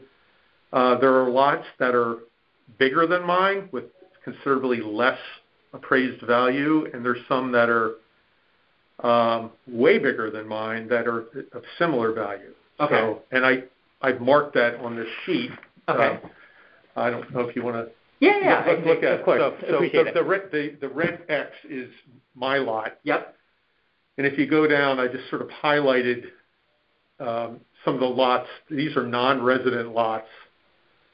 And you can see mine's, 71.3. You see the size of the lot, and you can see there's just a lot of discrepancy, and I'm just curious as to why and how they came up with this new appraised value. Okay. Okay, so I see your square footage, 2714. Right. And you're looking at property number as a comparable. Well, if you look at just the next one down, 2750, it's 13,300 less. Mm-hmm. You look down to 2835 square feet, it's 10,000 and change, 10,004. Another one, around 13,000 less. You can see, and then some of the larger lots are very comparable to what my smaller lot was appraised. And in some cases, there's one at 4,560 square feet, considerably bigger than mine, and it's roughly $5,000 less than appraised value. So, what do you believe just that lot should be appraised at? I have no idea, quite honestly. It's just when I compare, it's really a comparison, and right. I don't know how they came up with this number. It's the new appraisal. When I look at some of these others that are bigger for comparable or less, right? So I don't know. In all truth, I've lived in Fairfield almost 40 years, but new to this area. Yeah. So this is kind of a new, and I was also very curious, with regards to the actual lot. I knew it was 1690 kind of / 1700. I don't know if that's not that I would, but is that a developable lot? Why did they even subdivide it? Why isn't just one lot? Yeah. I don't, two tax. I can see when you're living on the beach and on the creek side, there's kind of two things, but it's right by my house. Right. So, it's part of the same yard. Yeah. So I was kind of curious as to why they did that. So. Yeah. And my job's mostly just to kind of present to the board and hear your case and then see what we go from there. I mean, the most simplistic approach is just look at this sheet and say, why am I paying for a smaller lot equal or more to bigger lots? Right. That's really it. Right. I mean, that's where we start, I think. So Harold, I have a question for you. Yes, sir. So my name is Harold Zawatsky. Hi, Harold. I'm also a member of the board. Thank you. And I'm assisting as a second hearing officer. Thank you very much. Nice to meet you. Nice to meet you too, sir. So the appraised values, he doesn't have a value that he believes that we should be requesting. We need something. Okay, so if you need something, we need a number for you to provide. Then I would say, in all fairness, 58,000. The one right below mine is practically the same size lot, a little bit more. And the town has you assessed at 71,300. No, we need to have the entire property, not just your. Well, I have a separate lot. Okay, this is a non-residential lot. Yeah. Which property are we talking? 1,700. Okay, this is 1690. Yeah, you want to go to 1,700. Yeah. Did you file a separate appeal for 1,700? At the time, it was, I think, the entire property, but one of the heads of the Fairfield Beach Association. We don't have an appeal application for a separate piece of property. All we have is your appeal form for the entire property. Okay, so yeah, it's not the entire property. So, I mean, I'm certainly, while I'm here, I can contest that, the 1690. I think we can only talk about 1690 because that's the appeal that you filed. Okay. So do you have any supporting information for why you believe the fair market value that the town... yeah, that's why. Are these numbers reversed, sir? Do you have a copy of your... what I gave you? No, I don't have a copy of that, no. Okay. Because this is a bit confusing for us, as it is for you too. Okay. Because what we're looking for here is, as it says, your statement of value, what the market value should be. That's what I paid for the home, yes. All right. So you believe that that's what the fair market value of your property is? Not the entire property. That's with both lots. Everything. Yes. Everything. Lots. Okay. So I should have put 1690/1700 because it's. And again, what did the town have on it? 2 lots. Yeah. Yeah. You need to file separate documents. The town has you 76. Wait. 766,400.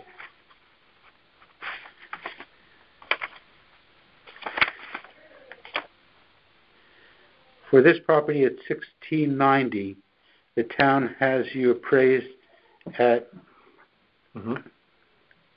76,400. Mm-hmm.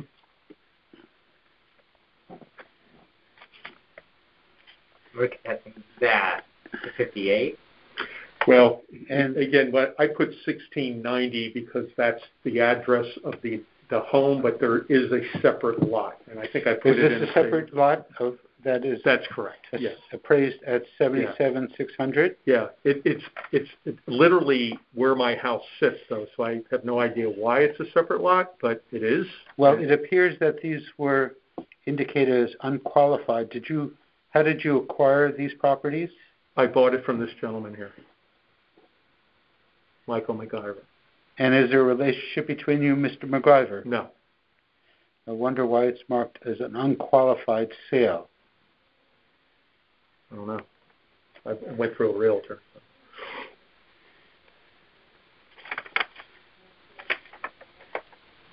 These are your residences? Yeah. Okay. So currently, the town has you assessed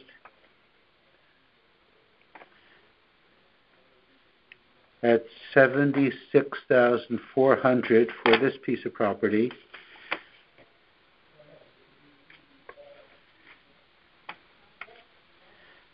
And is there separate for the lot, the other lot, the 1700s? Yes. Could you hold on a second? Sure. Yeah. Yeah, here's the lot. This is the other one right here. There's a lot right there. So Okay. I'm just trying to. That's why it's kind of confusing. Yeah. It's not. There's 2 separate addresses, and it's not like I'm on the beach side and it's across the street. Is one across the street from the other, sir? No, it's literally the house is on the same lot, but they divided it to 2 addresses for whatever reason. But I only have 1 mailbox and 1 mailing address. So okay. And so total, we evaluated it at 766. I think that's for the 1690. Just 1690. Yep, and then 71.3 for 1700, which is my garden. Okay. Yeah. So 71,300 for 1700. Right. Okay. And then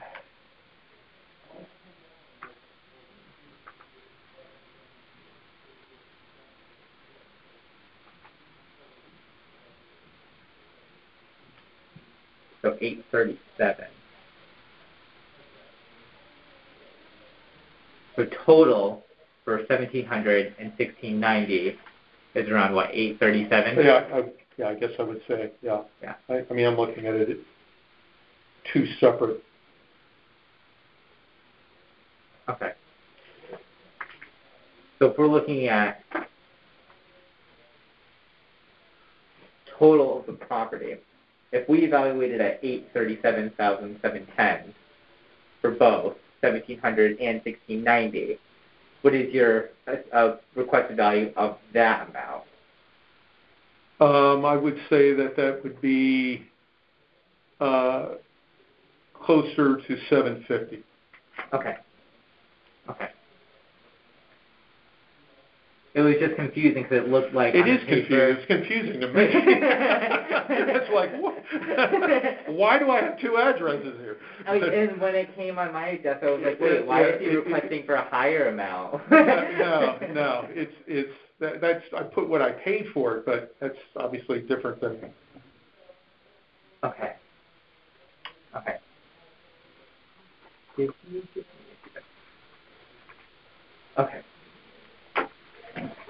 And this is your comparable sales. Again, that's for 1,700. Yeah, and that's the one that stands out to me the most. I think at this juncture I'll take a look at the other, but one, why is there a separate lot? But that is what it is. But since, it's been reassessed, then I just looked at that lot, which is my garden, and said, right. Why is it higher than much bigger lots?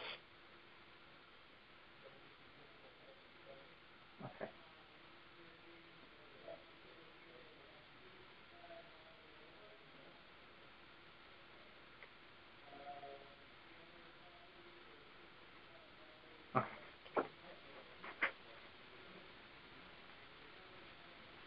Sorry, taking some notes. No.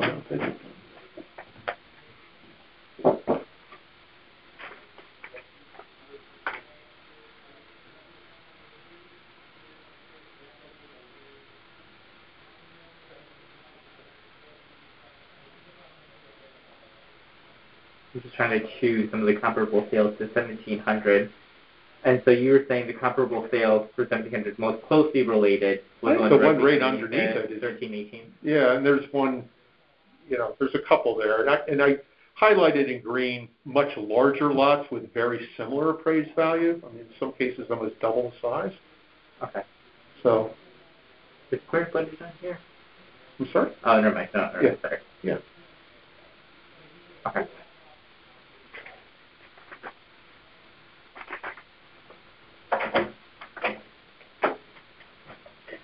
All right, Mr. Cortland, I'm sorry. This is Harold Zawatsky. I asked for some clarification on this because your assessment appeal form stated the property at 1690 Fairfield Beach Road, and we see that the town has appraised that for $766,400. What we'd like to do is indicate that as the town's value, and we see that you did pay $1,050,000. Yeah. And when was that? In August of 2020. Yeah. Correct. Okay. So, is there any adjustment that you would like to make on that? The total property. Correct. Yeah, $750,000.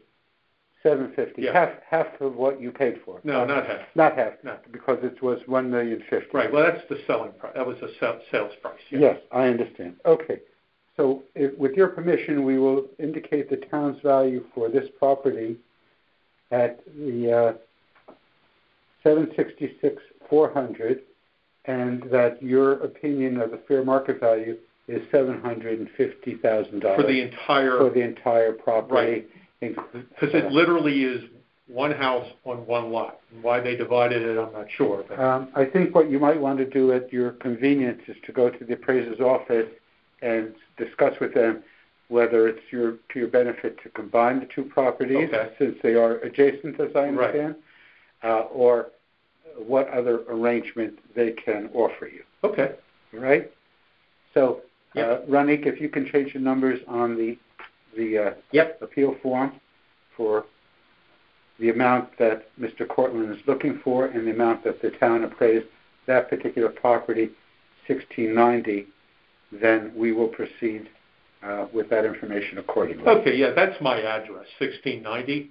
1700 doesn't show up anywhere except on this. It's a very... I'm smiling under here. Yeah, I'm smiling too. I'm smiling too, believe me. I don't, how that happened, I'm not sure. But we are citizens volunteering in this position, and we are advocates for our fellow taxpayers. So we want to help you to present the best case possible. I appreciate that. Okay. So we're good. It'll be under consideration, or yes. Okay. Thank you. Ronnie can tell you what the next steps will be. Thank you so much. I appreciate it. For coming. And thank you sorry for all the confusion. So for next steps, I'll be presenting a petition to the majority of the board at deliberation session for consideration and vote. You'll be notified by mail of the board's decision within 7 days of the decision. Okay. All decisions will be made in March. So if your appeal is denied, you can come back again next year. Okay. If you are granted a reduction, you cannot appeal again until the next reevaluation in 5 years. Okay. If you don't agree with the board's decision, you can take the next steps and appeal your decision in court, and instructions on how to appeal in court will be in your decision. Okay. All right, great. You've presented some good information, so thank you for that. Yeah, sorry for the confusion. It's just a very odd setup. I mean, that whole road is wild. Well, and most that live on the beach have a lot on the other side. Why they divided my one lot for two assessments makes no sense. Yeah. No, I appreciate it. Thank you so much. Of course. And you're a volunteer as well? Yes. Wow. Thank you for your service. Yeah. Yeah, no, of course. I know we're all volunteers, but it's all good. Thank you very much, Ronique. Of course. Thanks. You take care. You too. Take care now. Appreciate your time. Likewise.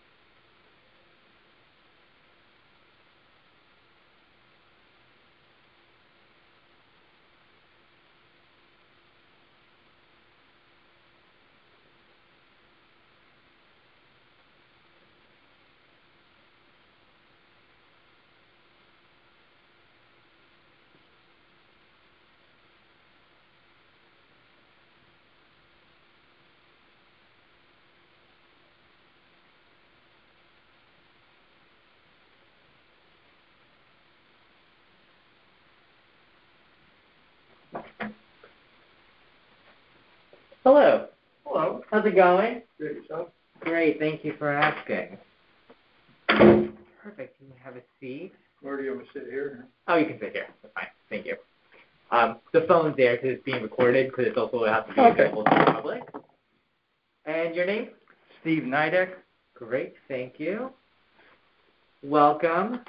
And your name? My name is Ronique Patel. I'm one of the 9 members of the Board of Assessment Appeals. Okay. I'm going to hear your appeals today, and because it's being recorded, if you can just speak loudly for the phone. And just to verify a few things, you are the property owner. Correct. At 974 Fairfield Beach Road. Correct. The appeal number is 029, and the town has your property appraised at $838,800. Correct. And you're requesting the town reduce your appraised value to $650,000. Correct. Okay. I'm going to swear you in, and then we'll kind of go into the nuts and bolts of it. So, if you can raise your right hand, do you solemnly swear that the information you shall give concerning the assessment appeal now in question should be the truth, the whole truth, and nothing but the truth, so help you God? Yes. Great, thank you. If you can grab one of those pieces of paper on top, and then you can fill in your name there, just to show that you were sworn in.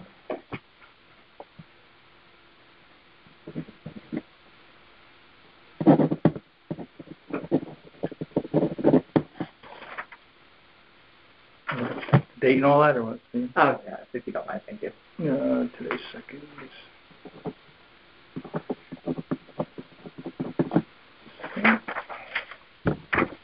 Thank you.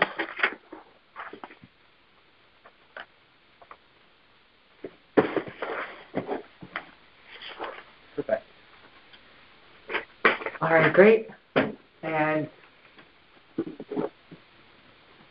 now your opportunity to provide testimony as to why you believe the market value as of October 1st should be the $650,000 for selling price. Okay. You have the documents that I submitted? I do. Okay. All right. Well, I did put a little summary on the first page. I just want to start off by saying that I've owned this house. It'll be 25 years in June. Yeah. As primary residence. I also work for a municipality. I work for the town of Reading. I'm the finance director there. Okay. But I love Fairfield. Yeah. More than Reading. We won't say that. And before I get into, kind of what I did here, the basis for what I did really came from the informal hearing that I had with Mike Fazio. Okay. And, it all started out, obviously, with my assessments going up 34%, which I think is just, pretty crazy. And then you add the 2% on top of the tax increase, 36%. That, to me, is just, for a person getting close to retirement, and going on fixed income at some point in the next year or so, that's a crazy number to me. So Mike kind of asked me a few questions and all that stuff, and he sort of told me how they do this stuff statistically, and he actually sent it to me, and it was very hard to follow or read or whatever. But in the end, he kind of focused on, he goes, Steve, there's a house, 1084 Fairfield Beach Road. It's a few houses up from you. It's a little smaller, and it's sold for like $950. And I'm like, I did not know that. Okay. So when he said that, I kind of was taken aback a little bit, and sort of didn't have much else to say at that point. He says, thank you, and blah, blah, blah. Yeah. So when I got home, I started thinking about it, and I looked it up. Again, it's 1084. Yeah. And the first thing that occurred to me, and maybe this is a technicality, that house was sold in November of 2020, okay? Okay. Now, if the valuation date is October 1st, can you use a sale that happened after October 1st? Yeah. That's the question I have. Yeah. Because that seems a little... Okay, then can I go back 5 years and use the sale? I mean, that's how that was my thought process. Okay, so Yeah. I mean, if you're saying you can do that, fine. End of the day, though, it was one comparable. Okay, Yep. So right. So my sister works for a realtor company, and she gratefully to me ran a couple of reports. Okay, the first one, and I went from January September 2020. Because, again, to me, October 1st is supposed to be the cutoff. Right. That's why you have that date. And the parameter was those dates, selling price between $800 and $900, which is valued at $838. Yep. And located between the Old Post Road and Fairfield Beach Road. Right, okay. And that's Exhibit A in my presentation here, okay? Okay. And there's 6 homes that sold in that district, I'll call it, for that 9-month period. Okay. So I see where you labeled Exhibit A and B. Okay, got it. Sorry, go ahead. So I have Exhibit A. Okay, so what I did was I just, based on the size of the homes, I took an average, just an, arithmetic average. Yeah. And then I did the selling price per square foot. Okay. Okay. Because the selling price is here. And I took that compared to my new appraisal market price per square foot, which is $482, and the difference is $130. $482 to $352 average, okay? Okay. And that's 37% higher than the average of the 6 homes that sold. Okay. Next, I just did the entire beach district, or she did, not me. And just to make sure, Exhibit A, yep. January, September 2020 for sale prices. I use CP for sales price. Got it. Okay, perfect. Closing price, okay? So Okay. I divided that by the square footage. Got it. Okay, great. Okay. Thank you. Sorry about that. No problem. And then on Exhibit B was the entire beach district, and she put in single family, which it is. Again, the same date parameters, 1/1/20 to 9/30/20. And this is apparently all the homes in the beach district, okay? Okay. Mid-max, average, I use the medium, 392. Okay. Okay, so I'm looking at a 352 and a 392. Okay. And based on those two numbers, I calculated at the 352 a value of 612,480, and at the 392 a value of 682,080. So I just picked a number in the middle. I mean, this isn't exact science. I understand that. So I said 650. I also want to point out that on the field card, I noticed this after I spoke to Mike. Yeah.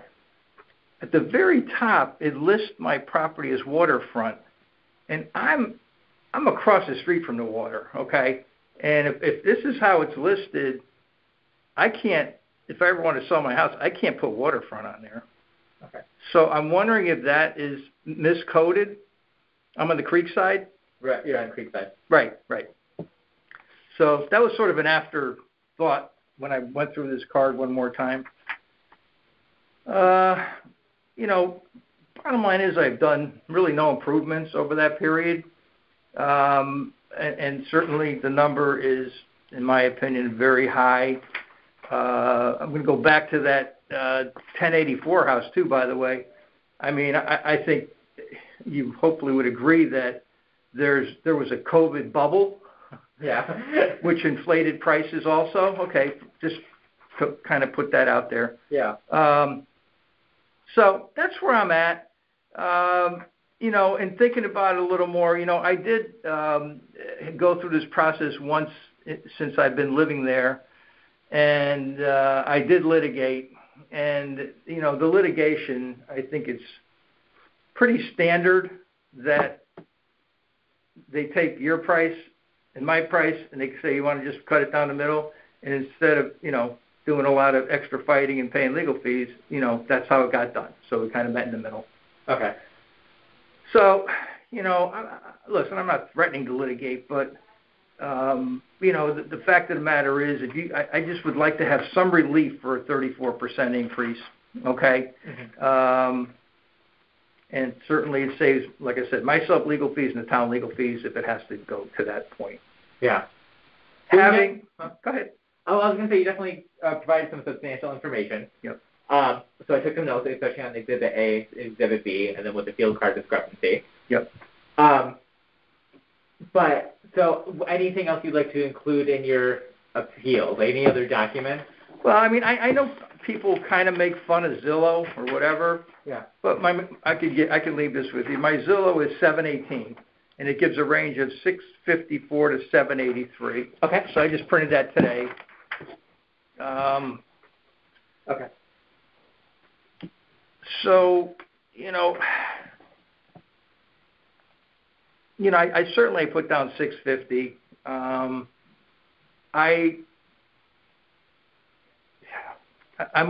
thinking that, I would be okay with kind of doing the same thing that the judge is going to do, which is split it down the middle, which gets me to about 750, which is 100 higher than my original 650. Mm-hmm. So I'm hoping that, the board will consider that.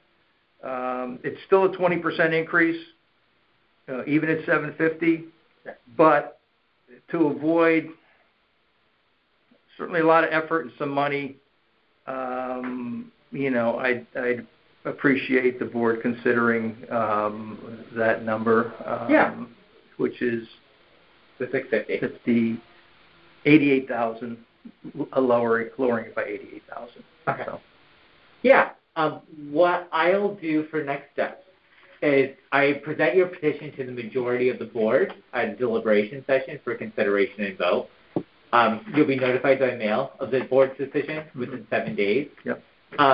It'll be made in March, If your appeal is denied, you can come back next year. If you're granted a reduction, you can't appeal again until the next reevaluation in 5 years. If you don't agree with the board's decision, like you said as well, you can take the next step and appeal your decision in court. Right. And instructions how to appeal in court will be in the decision letter. But we're all advocates for the town. I mean, so I'm one of the volunteers on the board. Mm-hmm. So I will definitely present my case to the board and see where we go from there. Well, that's all I can ask. And, yeah. I just, the percentage is just, I think, not truly fair to go up that much. In a 5-year period. And it's a big number. Yeah. And maybe it's just simply that waterfront thing. I don't know, that the land that it's classified wrong or something. I don't know. I don't know the answer to that. And again, unfortunately, I didn't spot that when I spoke to Mike. Maybe that has some relief factor that could be built in there too. So. Yeah, we'll definitely take into consideration. Okay. Of course. Pleasure meeting you, Stephen. All right, same here. Of course, and I'll put this in and I'll present to the board. Okay, very good. I appreciate it. Thank you for your time. Likewise. Stay healthy. Well. Stay warm. Let's get warm. It's so cold. It is brutal. Thank you, Stephen. Thanks again. Yeah. How'd it go? Okay. I'm helping Peter get started.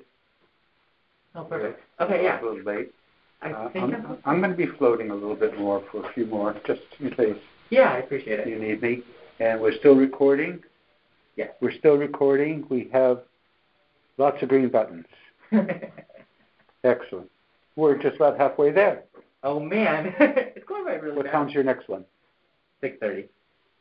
Oh, so you have time to catch up a little bit. Yeah. Take a little break, a breather.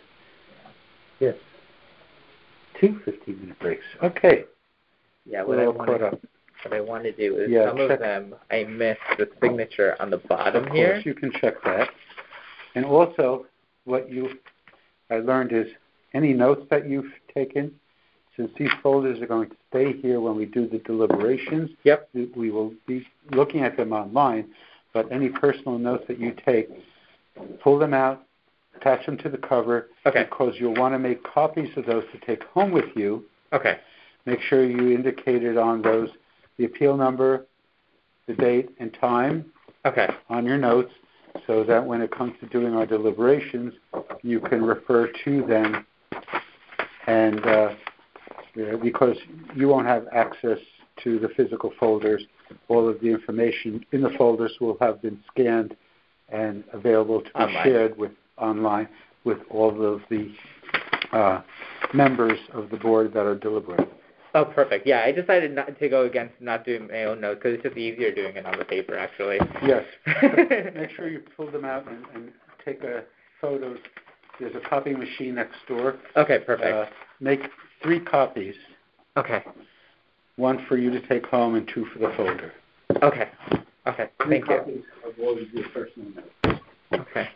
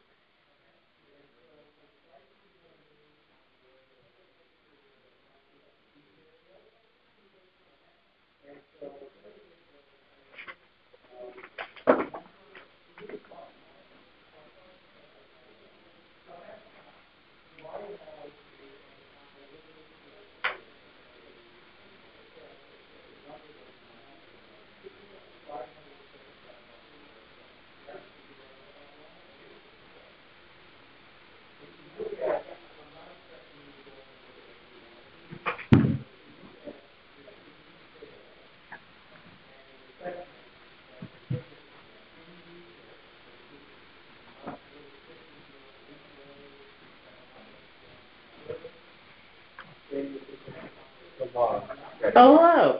Hello, you're still alive. I'm so happy. You're young. You have energy. So I was just suggesting, are you doing the logs as you go along? Yeah. Okay, so I can take those down to Karen whenever you're ready. Okay. Those should be really simple and those are not something he needs to make copies of. Just his personal Okay. notes. you just turn it in so they can do the minutes. Yeah, I decided just to do everything as hard copies for the notes. For the notes. Yeah. Totally up to you. Yeah. Yeah. And again, at the end of the evening, make 3 copies of the personal notes. The notes, you need to put the original back in the folder. Yep. Take a copy home for yourself. Got it. And then put a pile probably down there, similar with the logs. I guess you could turn them in all. They want an extra copy, so they can put them all together. They don't have to go in every folder. So 3 copies. The copy machine doesn't need a code. No. So just make 3 copies. So Okay, make sure you take one home. You'll need it to present. Okay. Right? All documents that are in the folder should be scanned and online. Okay. And anything new they give you, you want to clip to the front of the folder so they know they need to scan it. So say someone walks in with an appraisal that's not online yet. Yep. That's why one of the questions is, do you have any additional documents? Put it on a paper clip on the front, Okay. and then they know they can put everything else away. So The log shows the time we're starting and the time we're those ending. are the hearing officer notes. Yeah. You don't Okay. have to put the end time. It's just the start time. Okay. Oh, just to start. Okay. Yeah, Well- it's more so that they can find it on the tape. If Okay. someone wants to go well, back that's and why listen to it. I've been putting the end time. Oh, Put the you end can. time too. Sure. Right. Okay, so he does not need to make a copy of the log. Just keep it out to hand it downstairs separately. Make a pile. But these notes, I And should make 3 copies of. Personal notes, Take 3 one copies. home, Got it. original in the folder, and yeah. Okay. I know, you can see at the end of my instructions, I don't know if you have my instructions there, but I started to get weak towards the end. I'm like, haven't figured this out yet, They were incredible. They're helpful. They're helpful for me because I get distracted, sometimes you get distracted. Yeah. So, You can look over the next Yeah. one because they will be coming up shortly, Yeah. and I'm going to be floating around. and I've been good. calling up all their documents on the computer too. I'll call up their field cards because you can go to the agenda that's online and just click on the appeal number. Did you notice that? No, Yeah. I should actually. That's what Maybe you I've wanna been do that doing, on your but computer. sometimes the paper, yeah, you can do it on your computer or on the big screen if you want an even bigger version, just Well, open a new window. I hate to do that because that way he knows that it's being recorded. Yeah. The green buttons. I can pull it up indicate online. recording. Do you guys want me to put the field card for each? I'll go to fairfieldct.org/BAA/agendas, and I'm going to change the way I do the agendas so they're by room instead of by time. Okay. That'll be helpful, then all of yours will be on the agenda What was that together. again? Fairfield? ct.org/BAA/agendas. Okay. I don't know if I sent the agendas out to everybody. So if you scroll down to the PM agenda at the top, go up, yeah. Oh, the PM session right there. Now they're all hyperlinked in the agenda, so you just have to find your time in the next one. So if you look at 6:30, you're in room 1. This will be their backup. That'll be the field card. Okay. And then you can click on the card there. And the others also all their documents. Sometimes it's faster to scroll than it is to, especially these kids with the mouse, than it is to be, piling through piles of paper. But everybody does it differently. Who's your next one, Ronnie, on your list? It is William Perugini. Oh, Bill Perugini? Yeah. Perugini? He's on the RTM. Oh, okay. Oh, is it? I also asked Ross if he could increase the row height on those. So He did, and he put them on legal, so they're going to be nice and big tomorrow morning, Good. tomorrow night. Good, because my old eyes can't see that. I couldn't either. I kept trying to switch glasses. You're young eyes. And if you have things that, I don't know if Harold brought any of these in here, it's kind of like we should have a second desk. I use the radiator.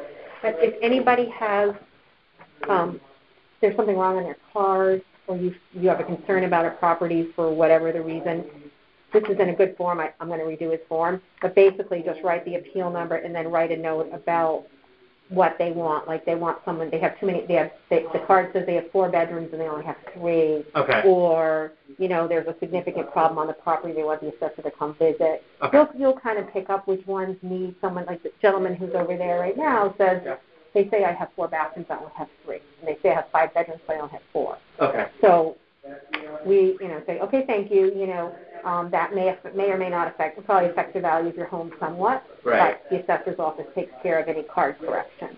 Okay. So, and then we just turn those into the office or into Karen at the desk on the end of the night. I probably had 5 of them this morning, so yeah. I do have a question on one property. So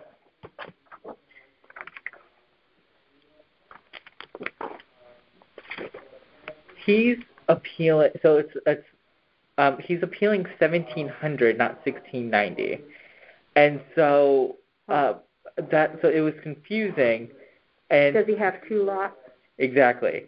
So we took the total of both lots and we took the value of 766, and he was saying from that drop it to 750. But should on that form request that 1,700 and 1,690 be combined? I don't believe he has to do that legally. I believe that would be a question for the assessor's office. Okay. Often when people buy Creekside and something else, they buy them. This came up the other night, but they buy them together for one price. So the price shows up only on the house. Okay. The garage property shows up as 0. But because they're separate parcels, the town appraises them separately. And so they try to figure out how much is creek, how much is home, and then divide it. So we can't. Now, because they're probably contiguous, he could combine them and make it one lot, and then his taxes would go down because it would just be excess acreage. Got it. You know, but plus this maybe, we don't know what the second lot is. Is it a garage or, what exactly is there? Yeah. There are some people who will do that, right? They have a second lot. And that was a complicated one I had to ask. Because they had 2, Yeah. Because we're going to find that in the deeds, and that's why I just figured we would. Part of the property that he did not appeal. Oh, he didn't appeal the other property? No. That's why it was confusing. Yeah. And then he paid $1,050,000 for the entire property, and he's saying that it's worth $750,000. Yeah. That's he can make it. That can be his case. Right. Right. And that's what I said. Our job is to collect their stories and check their facts again. And make sure that they have sales data to back up what they're saying, or they have, the market. We can determine that the market value is there fairly easily. And it's difficult because the beach has gone up a lot. So, quite a lot of people are just persuading the land. Mm-hmm. We're hearing that a lot. And that's why I'm going to go help, because he's getting off schedule over there. So okay. Let me leave you a couple of these in case you need them. Perfect. And then we just I have to throw more in the copier. There's not that many. Okay. And so I found out on here where it's right with. Yeah, you're at 6:30. I don't know what time your next one is. Mr. Perugini is not here yet, and they'll send him up when he gets here. Okay. What are these? Request physical inspection, revised field card scenarios, other documentation. Okay. Yeah, she was saying if there's something on the field card that they want to fix, that we can fill out that request. Like if there's 3-bedroom versus 2-bedroom, things like that. Yeah, but that really hasn't come up, except that one question about the kitchen in the garage. Yeah, which was wild. Yeah, I think that that'll come up in our discussions, and we'll have to clarify that if the assessor's office put the kitchen revamping on the wrong card. Right. Which is what appears to me to have happened. Right. And it's just, I can't explain it. Yeah. So when I see some anomalies like that, I'll ask for clarification, or if I don't understand why there's such a discrepancy about, and like this lawyer said, it's on the water, it's on the water, it's on the water. Yeah, but it's on the same side. Right. It's on the Fairfield Beach side, or Dam Road, which is on the other side where the mini golf course is. Yeah. That sort of thing. Right. So, if something that pops out and it's not totally clear, feel free to ask questions. Yeah, it's funny. But there'll be a lot of weird things that come up, and just listen and take notes and write down the questions that you might have, so we know that it was a question when we get to it. Right. Are you still seeing doctors, or doing work from phone? Everything's from the phone still. It's funny because most farmer reps are out in the field already. or they've been out in the field. We've been at home since March of last year. They're not going to send you out. No, not yet. But I get my second vaccine next week. But if they send you out, will we lose you? No. Because even that, it's not even. I'm sorry. It's actually easier, my job, when I'm out in the field. How are things with you? You just got back from... We got back Sunday night. Yeah, it was great. Yeah. It must have been nice to get away. Been outside in the sun and enjoying it. Yeah. You went to Florida, right? Yeah. We visited some friends in different parts. My sister was on the East Coast near Fort Lauderdale. Yeah. And my sister and I, we own a condo on Marco Island. Oh, nice. Which is below Naples. I don't know if you... No, I haven't, but I've heard. There is an internet connection here. Did you notice that? Yeah, so I was able to get connected, and I'm able to pull up the agendas and the field cards on here now. Oh, good. Versus when there's something here. Do you show that we're still being recorded? Yeah. So, yep, it does. It still shows up. We're waiting for our next PO. Still waiting for 6:30 to come in for Bill Perugini. Yes. And they know that we're ready for them downstairs. Yeah, okay.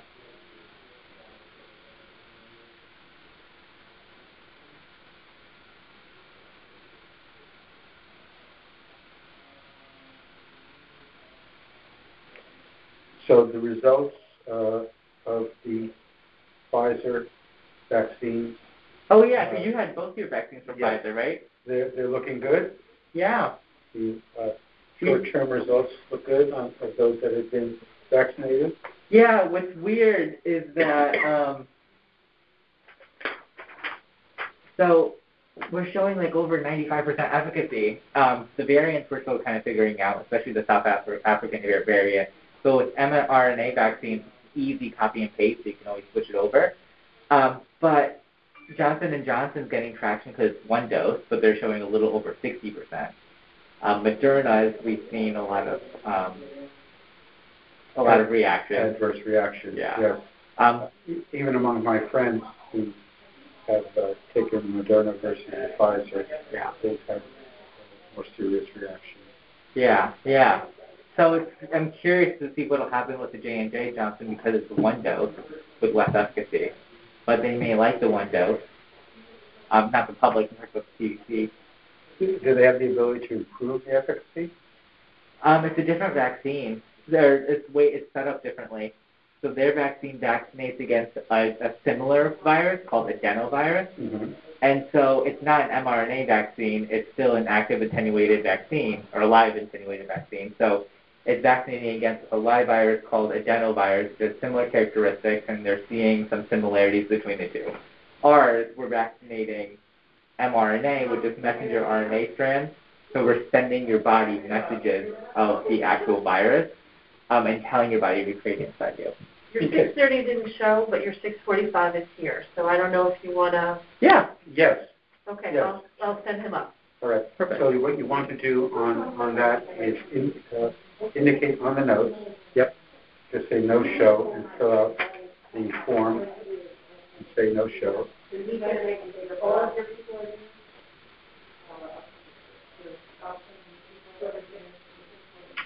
And you have the file number as well on it. Yeah. And you can indicate the time that said no show as of such and such time. I think the more information we put on the paperwork that we're also recording would be helpful. Yeah. Yeah. So what if he ends up showing up later on? He'll have to reschedule unless there's a spot open. Okay.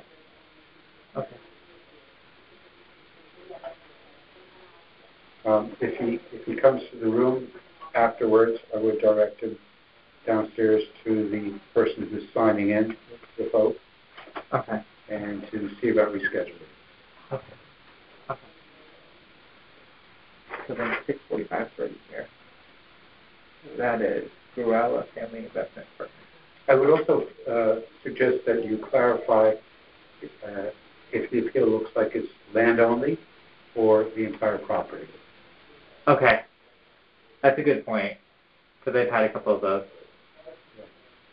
And it should say on the application what it is that they're appealing. But for the record, it might be good to have them state what it is, because you will also be getting a few personal property appeals coming. Yeah. Yeah. Hello. How are you? Good, how are you? I heard your 6:30 didn't show up, so I figured I'd show up. Yeah, thank you for filling it in. Where would you like me to sit? You can sit right there if you don't mind. Awesome. So I am here on behalf of my parents, 2189 Fairfield Beach Road. Got it, under the investment partnership. I assume your name is Dave? Yeah. Perfect. So, you let me know when you're ready. Yeah, just a couple of things I have to go over with you. Awesome. So for the record, This is being recorded, okay. And it's available for the public to hear in real time. Yeah, no worries. Yeah, and so welcome. My name is Ronique Patel. I'm one of the 9 members of the Board of Assessment Appeals. This is Harold Zawacki, another member as well. Well, thank you, guys. Thanks for taking the time. Yeah, of course. And we're going to hear your appeals today, and it's also being recorded, as Harold said, to the public. And so whenever you speak, just make sure it's loud and clear. Yeah. State a few things for the record. Just let me know if anything's incorrect. Your appeals number is 324. The property you're appealing is at location 2189 Fairfield Beach Road, and the owner is under the investment partnership of, correct me if I pronounce this correctly, Gruella? Grella. Yep. Family. Okay, so much easier than I thought. Grella Family Investment Partnership, and the town has your property assessed at $856,400. And you're requesting that the town reduce your property to $93,000. Correct. Got it. So I'm just going to confirm that for the record that you are the owner of this property. My parents are, and I am in charge of their stuff. I'm the youngest of the 4 sons, and I guess the most responsible. So they let me handle all their fun stuff. Excuse me, this is Harold speaking. Are you listed as an owner? I am not listed as an owner. I am notarized to be their authorized agent. Do you have a document with that notarization? I do, and you guys should have it in your folder as well. Excellent. You guys have the original one. I have the copy here. Yes, just want to make sure that that was taken. Thank you for clarifying that. Thank you. Great. So, and I'm going to swear you in, and then we'll get into the appeal process. Yeah. So, raise your right hand. Do you solemnly swear that the information you shall give concerning the appeal process now in question shall be the truth, the whole truth, and nothing but the truth, so help you God? I do. Great, thank you. So if you can grab one of those pieces of paper. Sure. And just put your name and date on it.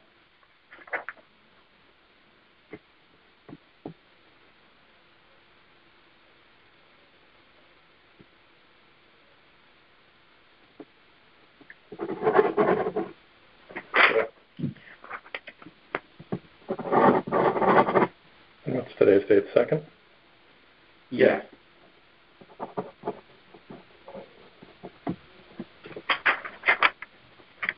Thank you. Sure.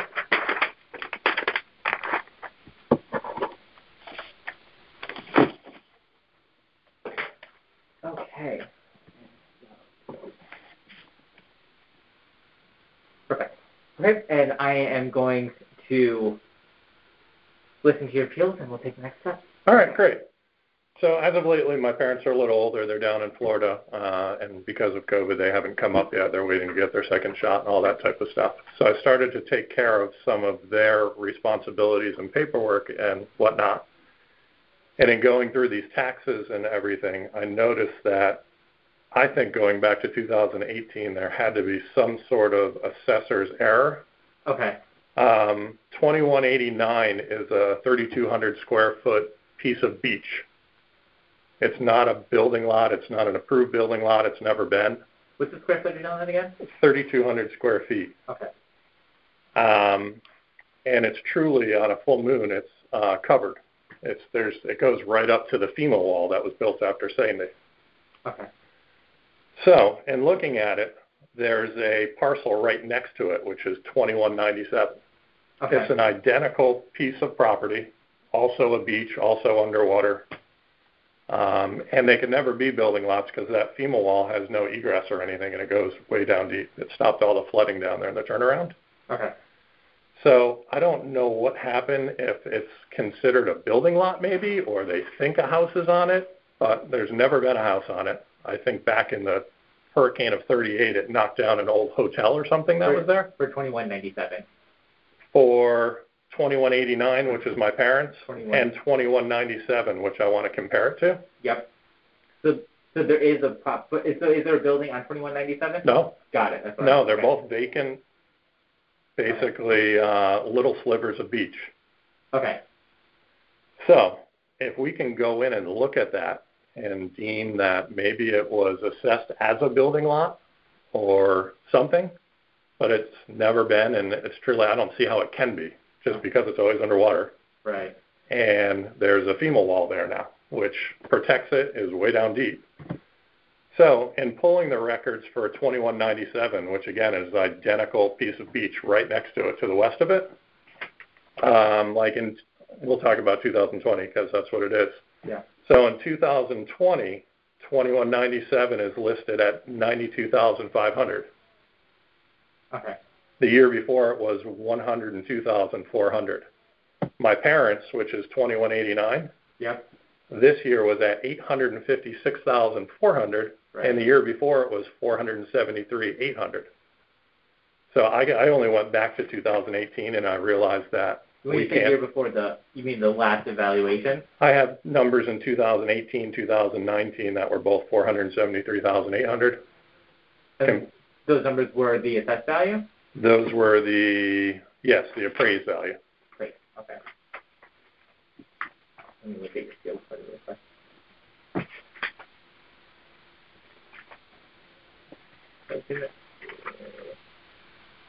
Oh, I see. Okay. Yeah.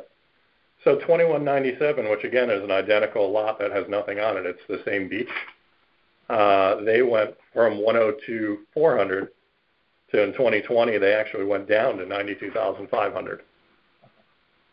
So just comparing apples to apples there, it just kind of only makes sense, which only leads me to believe that someone made an error. I only see back to 2018, but who knows? But I know that we're only talking about 2020. Is there two lots? Is this like a separate lot? It's a beach that's divided, but there's nothing dividing it. Okay. Okay. I think back in the day, it was one owner, and the gentleman across the way who has recently, or I don't think recently, but in the last 10 years passed away, lost his house to the bank. Okay.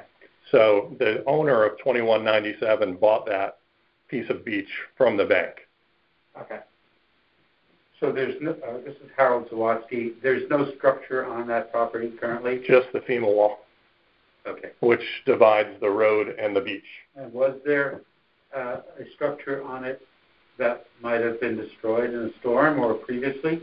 The hurricane of 38 destroyed, I think, a hotel. Oh, you mentioned that. Yeah. Okay. And since then, there's been nothing. So is this listed as a land only on the property card? On the property card, it is, I have it down as vacant land is the style. Okay. Would you happen to have a property map showing that and any indication if it is buildable? Well, I have the vision record here, which has a picture. Yes. Which I'm happy to leave with you guys. I have it here. Okay. And then I just have the cards. I don't think anybody has ever tried to build on it or gotten it approved. I know that it's not listed as a building lot. I think that, this is Harold Zawatsky speaking again for the record. I think that is something that we would suggest that the assessor's office look at to see how that land is coded. Right. If it's coded as a building lot or not, and what the regulations might be for that. And is that something that would deem or make up that giant discrepancy between the 2189 and 2197, which is basically the same? That's the same question that I would have. Okay. Yeah, because it's buildable. So you're saying, so 2197 Correct. is, that's the field card that you attach here. So you're not saying it's not combined with that. You're saying that there's a mistake just with 2189. Correct. 2189 should be identical to 2197 because they're not as a comparable. Right. They're not building lots. It's a sliver of beach. Ronnie, do you have the property card for the field property? I do. Excellent. I do. So okay. That was the only thing that I could bring up, and it seemed very fair and pretty. I understand if there was some sort of assessor error, and I wish I took over earlier, going back to 2018, but we could only speak about and deal with 2020, and hopefully going forward. Yeah. You gave some compelling information today, so I appreciate it. Yeah. So to kind of go over next steps with you, I'm going to be presenting your petition to the majority of the board for a deliberation hearing session for consideration and vote. Sure. You'll be notified by mail of the board's decision within 7 days of the decision. They're all made in March. And if your appeal was denied, you can come back next year. If you are granted a reduction, you can't appeal again until next reevaluation in 5 years. And if you don't agree with the board's decision, you can take the next steps and appeal your decision in court. And instructions on how to appeal in court will be in your decision letter. Okay. Is there anything else that you need from me? Do you need any of this paperwork or anything you would like to add to your record? I'm pretty sure you have both of these, right? 2189 and 2197. So I have... That was turned in with the original folder. 2189, and I did see 2197. Good. So yeah, I just think that it's comparing the same.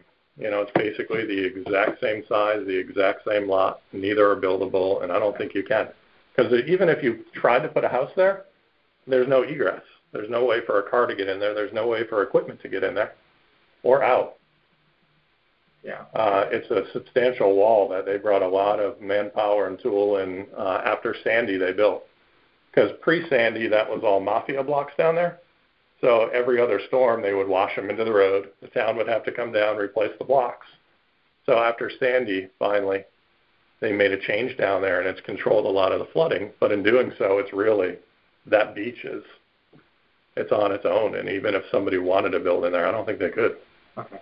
The property is located down at the cul-de-sac at the end of Deerfield Beach Road. Yep, exactly. Understood. I'm familiar with it. Yeah. So when you turn around in that turnaround, it's right on your left-hand side there. And they put that nice wall, and my parents and the gentleman next door put on a nice little fence on top of it and put flowers and everything and try to make it look nice. Yeah. Nice. So, good.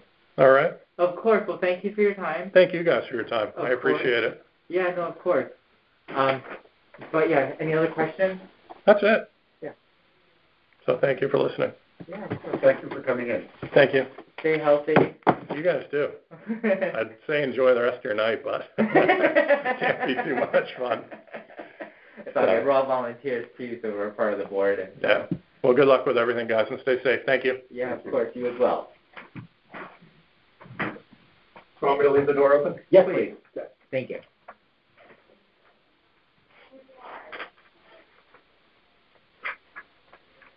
That's a huge difference. That could be an error in the card. Yeah. I don't know if that's something we want to fill out that form for the assessor to look at. Yeah. Well, so. But your notes would be sufficient for the deliberations. That's fine. Yeah. Just add to your note that there's a big discrepancy between the town's value and the appellate's value. Yeah.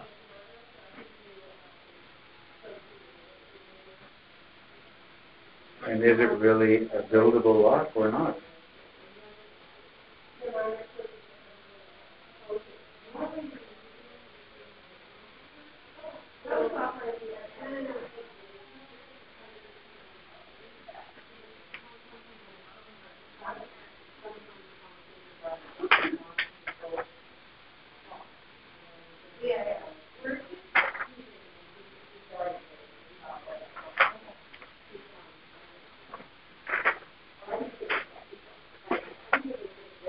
Ronnie, I hope you... Hello. Hi. Should I come in? Yes, Should I please. look next? Come on in. Where would you like me? Right here is perfect. Okay. I assume you're Dina? I am. Great. Well, welcome. Who are you? My name is Ramit. Hi, Ramit. Nice to meet you. Of course, I am one of the 9 members. This is Harold. He is as well. Hi, Harold. How are you doing? Hi, You look like you got tan. Harold Zawatsky. Yeah, I happened to be in the sun for a few weeks in Florida. I'm having major withdrawals because of COVID. We haven't been away. We didn't get a vacation last year. Yeah. And this year I'm turning 60. Oh. And all of us, it was like me and all my friends, we were going to do a boat trip to the British Virgin Islands. Yes. Then COVID hit. So I'm like, I'm not even going to dinner. Like, I'm like all mad. But it's been good so far. I figure continue, right? Of course. Just bear with me. Oh, take your time. So you guys are the board? 2 members of the board, yes. How many board members are there? We are a group of 9 board members this year. Oh, wow. We've added to our board because of the over 600 appeals that we have to deal with this year. And we are all volunteers. Well, thank you guys for your work then. That's a lot of trouble, and that's appreciated. I appreciate that. Thank you. Our role is to be an advocate for our fellow taxpayers and listen to their appeals.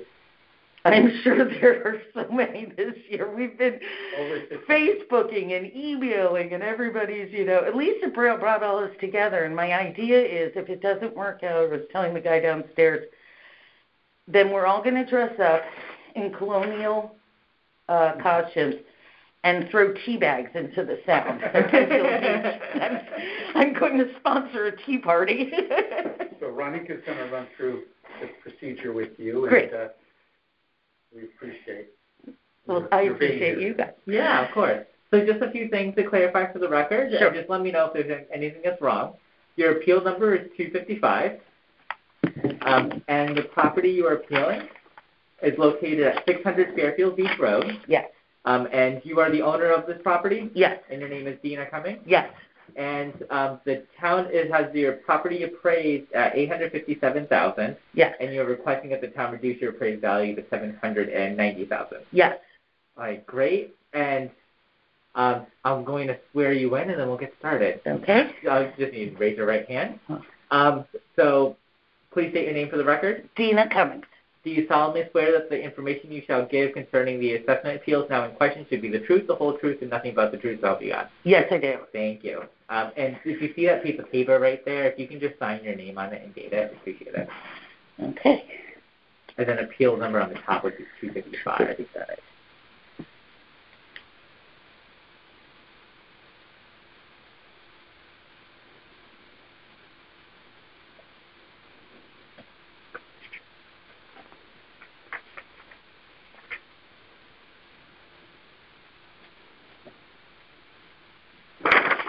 Great, thank you. Okay. And I needed to give you guys one more thing. Did you have paper to add to the record? Yeah. Those. Thank you.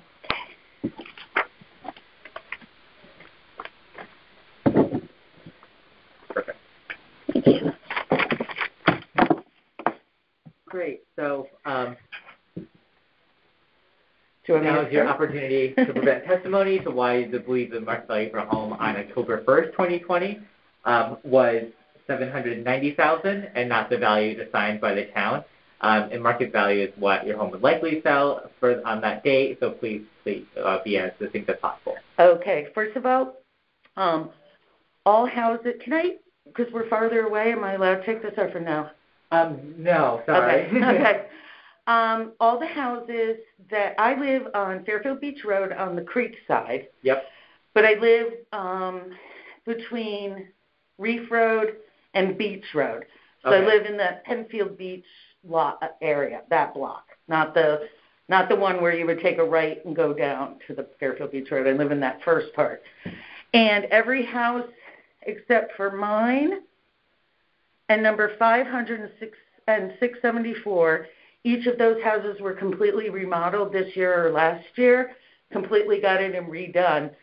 So I kind of took them out of the equation, but I have, in my paperwork, I highlighted all the even houses, which are the ones on my side of the street, and every house,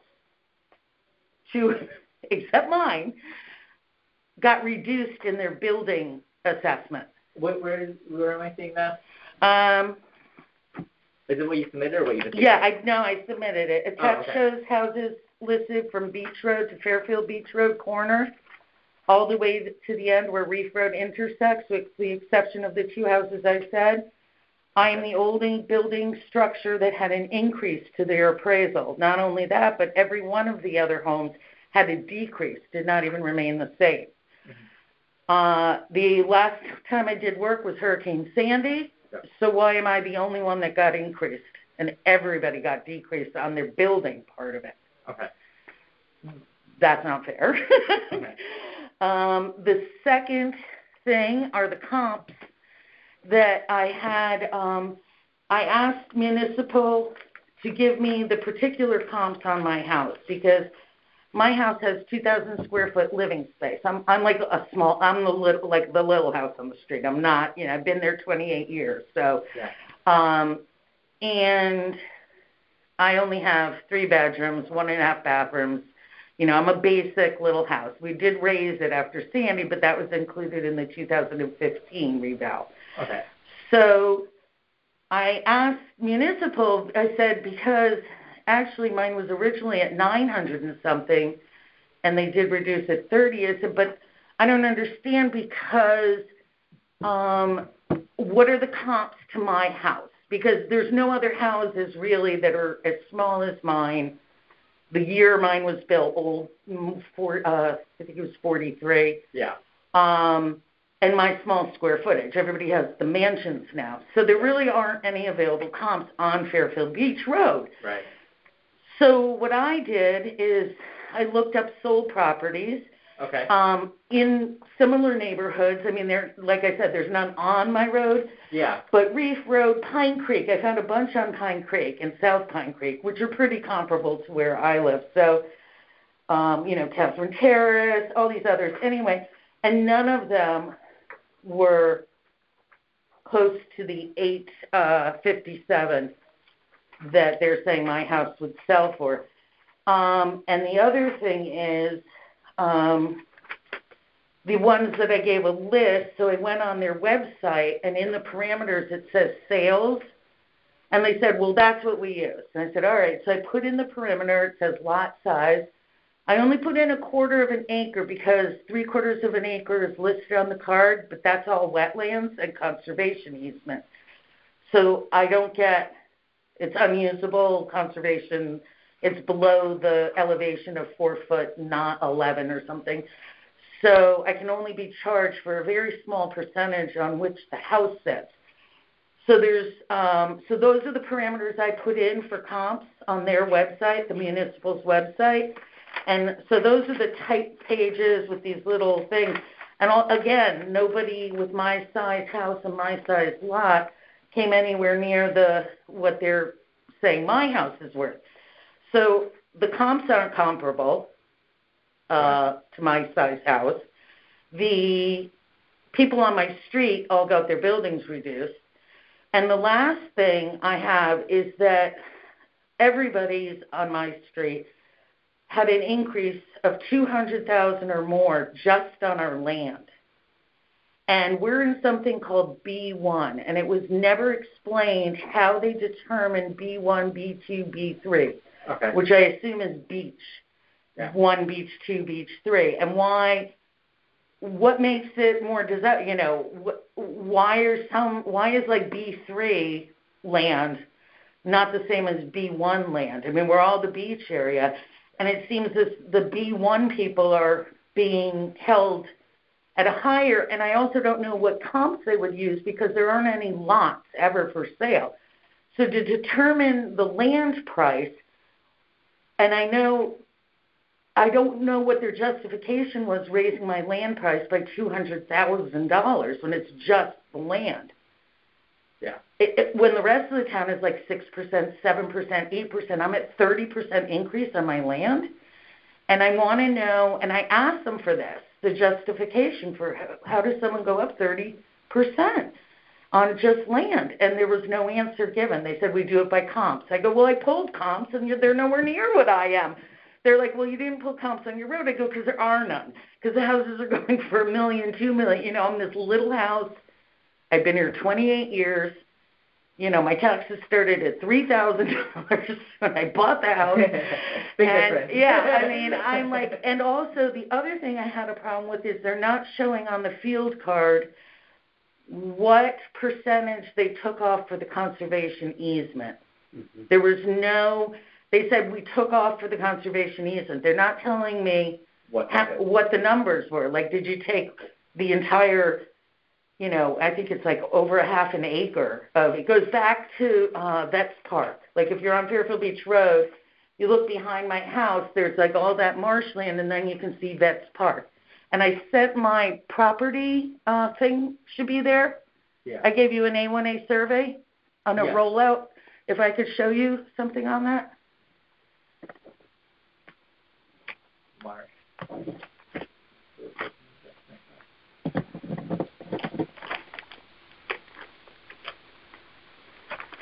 Your marshland is being assessed at 0.05%. I don't know. 0.05 is the condition rather than 100. Okay. It's 0.05. And how much acreage are they using as the conservation easement? That's what's my question. 0.49 acres. So it is the half Almost an acre. Half an acre. Okay. All right. Then that is okay. Thank you for finding that. That wasn't anywhere in their stuff. Yeah, it is on the vision card. It's a little dense, but on the bottom where it talks about land. Did you, by any chance, do an informal hearing? I did.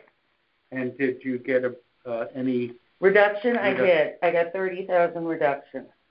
But you need to look at I'm afraid, if you go to Vision again and find your property, there's a second document that is more detailed. They gave me, I got this. No, I know that's the first thing that comes up. But then if you look at the upper right-hand corner, there's a choice to click on. So go to the vision card. So this comes out. And then up here in red is where you can get the field card.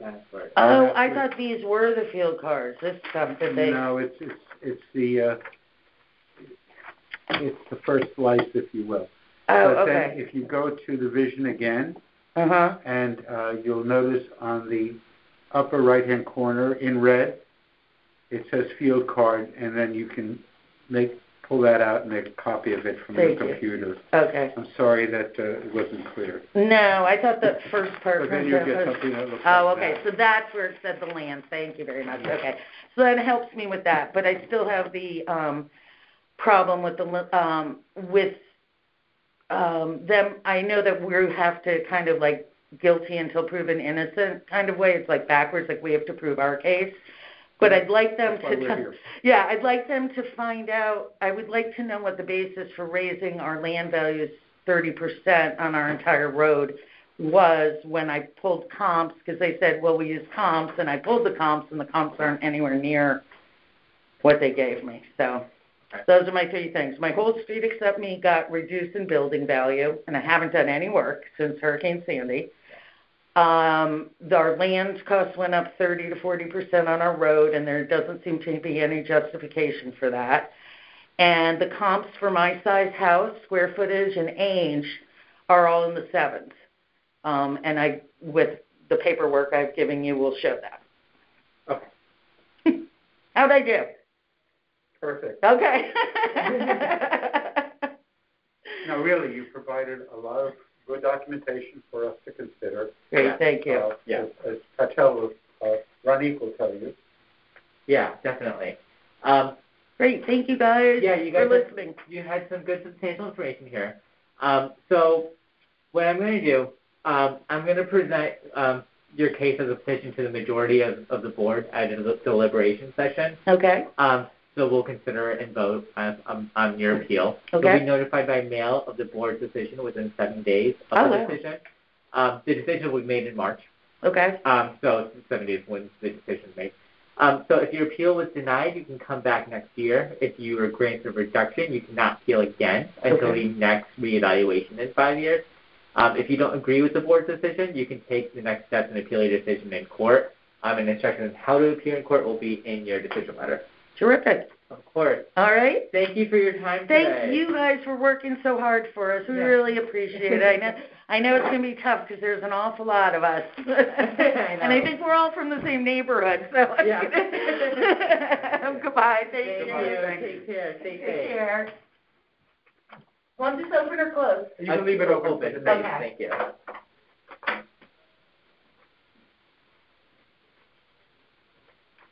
Yeah, that's why it's good to look at the bottom there and see if there was an adjustment. As people come in and they say, there's a flood zone near my house, or there's water issues, that should be indicated on the bottom of the field card there, as you saw. Yeah, that's a good point. Yeah, because when she said that, I was like, wait. On this, I didn't see the... Oh, I see. It's over there. How do I know? These are all, I assume, are all up to date, whatever is attached. They've been up to date, yes. Okay, okay. Because I was concerned. Because if you look at the columns where it says the first number for 2020 and then the second column for 2020, that's if there were any adjustments. If the numbers are the same, there wasn't an adjustment. Now, she might have an adjustment because, as she said, there was a reduction that was given as a result of the informal. And then the last column shows the previous assessed value. Okay. I believe that's correct. Yeah. Yeah. Okay. This is wild.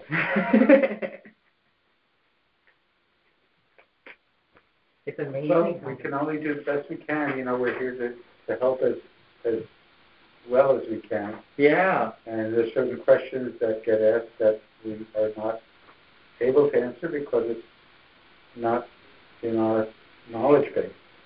This next one is 2 properties at 7 o'clock. Or, I'm sorry, 7:30. Okay, so you have nothing until 7:30? Yeah, and then, but that one's lasting for 2 time slots. Okay. And are those the last 2 now? No. You have some after that? 3 more after that. Well, technically, 1, 2, so it's only 2 more after that, because the one after that is the same situation. 2 properties. 2 properties. So are they listed twice there with different appeal numbers? Where's their appeal? Oh, yeah. 2 different. Okay, but they're back to back. They're back so to back. It should go faster. If you look in the folder, you might be able to see if they're the owner represented, or if there's an attorney, or if there's an appraiser that's coming in, or if it's the owner themselves.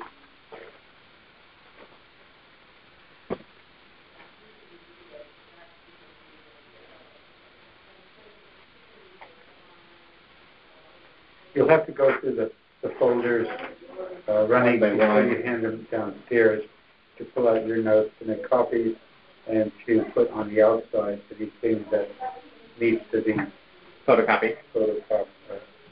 Scanned in. Okay. Hello. Come on in. Tell us to come in. Totally fine.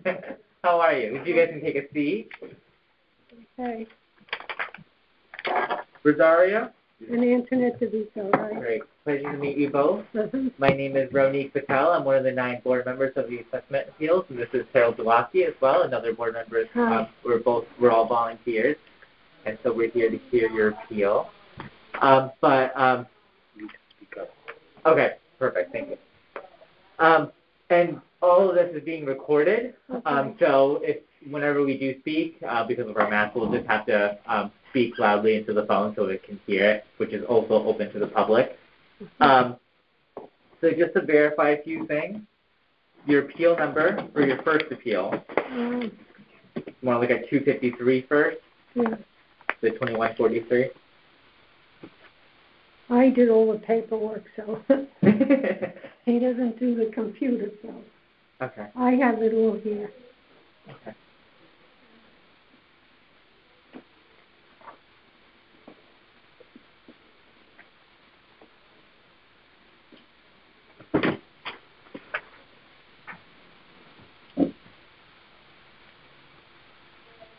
Ma'am, for the purposes of the recording, I will ask you to speak up in your outside voice.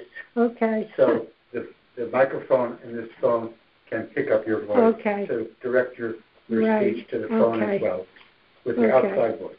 All right. Now, what do we start with? Do you want the number? So we're going to we'll start with appeal number 253. 2143 Fairfield Beach Road, right? Yes, exactly. Okay. Well, I printed this out.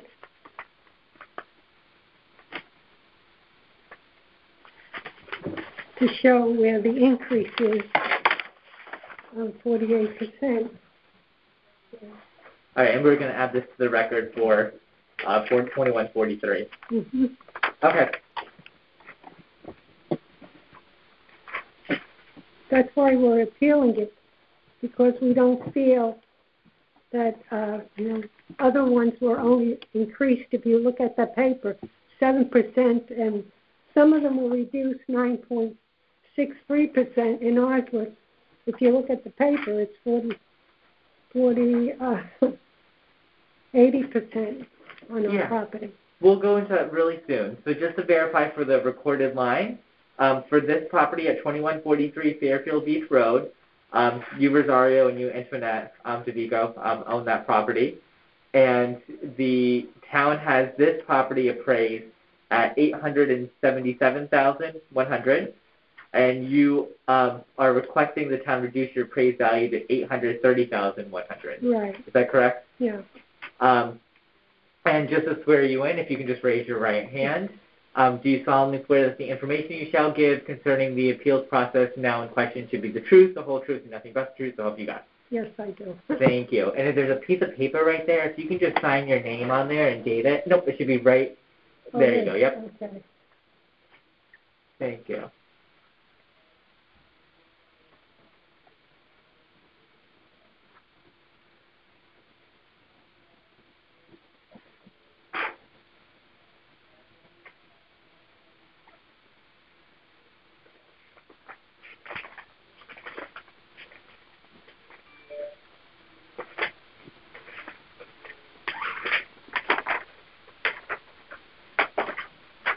Thank you. Okay.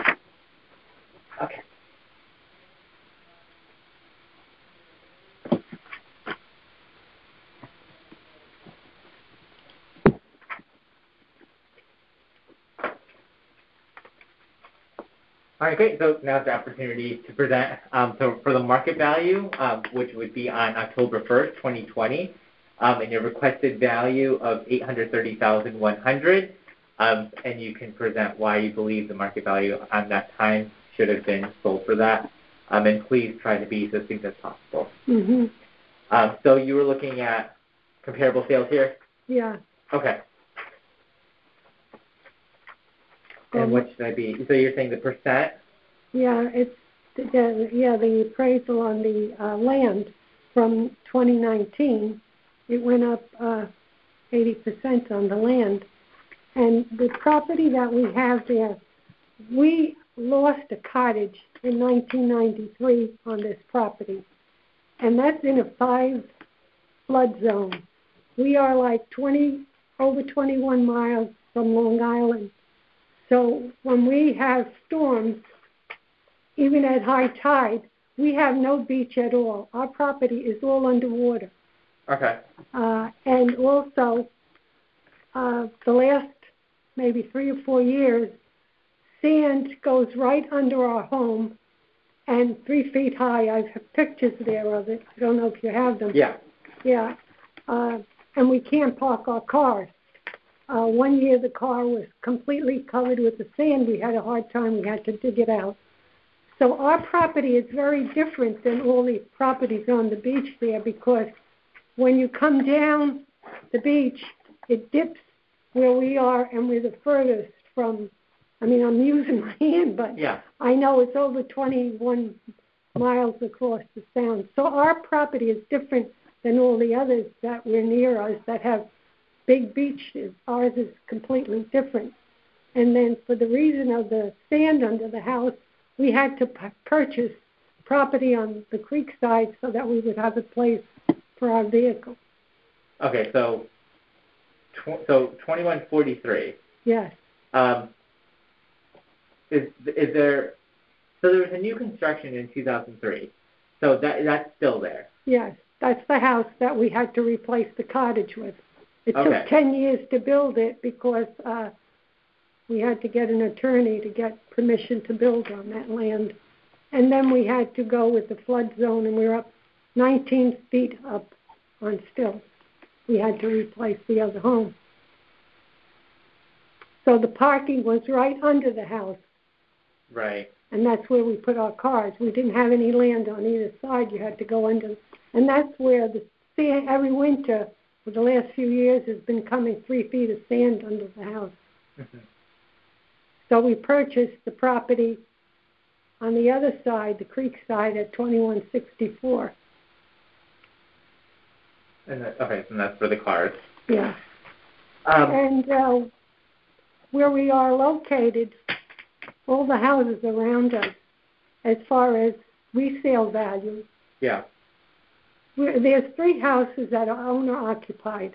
6 houses are occupied by students for 10 months of the year, and the other 2 months we have the owners do not occupy any of the other houses. So we always have a constant. Last summer we had one house next to us. Every weekend there was a bed and bath, different people, even in the pandemic. We don't know who was living next to us. Right. So it's a different area than the other beach. Even though one of the houses did sell nearby, but the owner bought it to make it a business, renting to students. So. Okay. So for comparable sales, I want to kind of go back. So you were saying comparable sales were valued higher than yours? So what was the comparable sales that you were looking at, like, for your house? For my house? Yeah. I wouldn't know because we're not selling. We bought it to keep for the family, so I have no idea. The real estate now is so high because of people coming from the city up there.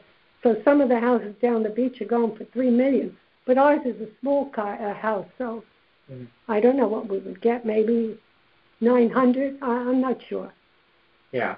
I couldn't tell you, but I know the house that sold a few houses away from us sold for $1 million, but there's students in it, so they make money on the premises.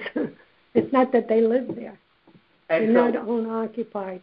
And when you were looking at the evaluations, you underlined 2. You underlined yours, 2143, and then there's 2117. Yeah, because that was reduced 9.6%. If you look at the land, it was appraised for $791 in 2019, and then 2020 it went down to $7,015. That's what I'm looking at there. And are you using that as a comparable sale? Yeah.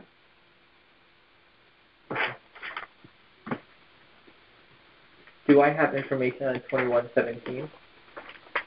I don't know. I didn't give you any. No, I just did this the last minute because somebody said we should bring things in. But you have the Yeah, pictures. I can add it to the record. Yeah, you took pictures of our property here, what we go through in the wintertime.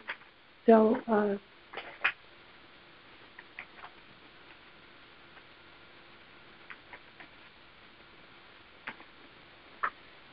I have a question, Harold Zawatsky, and I see that from the photo that your house is built up on stilts. Yes. And was that a requirement from FEMA? Well, yeah. Well, took us 10 years to build a home over there because we had to get an attorney the town wanted all these different things. Yeah, FEMA, that was it. I think it was 17, but the builder went up to 19 at that time when it was built in 2003. Is the home FEMA compliant now? Yeah, it still is. But you feel that you're losing utilization of the land of the property because of the sand influx? Well, that the beach is all water. Most of our property is underwater, and we have no deck on our house. We weren't allowed to put a deck because if we put a deck, the house would have been even smaller because we were under real strict. Now it's not, but when we did it in 2000, there were strict, rules at that time that we had to go by. If we made a deck, the house would have been smaller, and it's small as it is. It's not a big home. I mean, it's sufficient for us, but. Thank you. Yeah. Yeah. So where the sand is, I'm still so because you had to raise it up because of FEMA compliance, and then you're saying a lot of it is you can't use it because of the sand. Well, we can't park our cars there. Right. So then you have the lot. Well, we bought that after that. We purchased it because the town had a property there, and we bought it from the town. We were the high bidder on it. We paid more than we should, but we wanted it because we needed it. Something in park your car, right? We paid $20,000 more than we should have for the land, but because we needed it, that's what we did. Okay. Now let's go to 2164. Right. Excuse me. Yeah. Yeah. If you look on the map, the way the road goes. Yeah. Ours is the farthest with the peak that goes into the water. It's like a point on a boat. Yeah. Where our property, if you look on a map. Yeah. You see it sticks into the water of the boat. Okay. So, and that's. We will look at the property location. Yeah. Well, they just took a picture from the front of the street. You really have to see the back of the house. That, at high tide or even regular tide. I understand. Mm-hmm. I'm familiar with that particular end of the beach road. Yeah, yes. Right. We're at the worst part of the beach. And it's called, now that all the houses are painted blue, it's called the Blue Ghetto. That's what they call it. My neighbors refer to it as the Blue Ghetto. Okay. It's very sad that has become that. We've had the house from the property since 1990, so we've been paying our fair share of taxes. I don't want to be, we don't want to feel like we don't want to pay any taxes. It's just that we want to be fair about it. If other people are getting reductions, why are we getting raised? According to what they're saying. So the land, that's 2164. Yes. So then let's look at 2164. Mm-hmm. Just to verify, for the record, your appeals number for 2164 Fairfield Beach Road is 254, mm-hmm. and you are appealing this property, and you are the owner of this property, Rosario DeVico and Internet. Yes. And the town has your property appraised at $66,660, and you're requesting that the town reduce your appraised value to $55,000. Yeah, that's what we paid for. There might be a little typo on this one because 600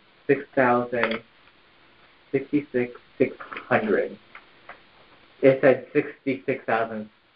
600. Yeah, the way it was written, you have it as 6,666,000. Oh, okay. So I just have to correct that real quick. Okay. So 66,600 is the town's R value. Right. And I gave you the copy of the easement on the property. Do you have that? We bought it with this easement.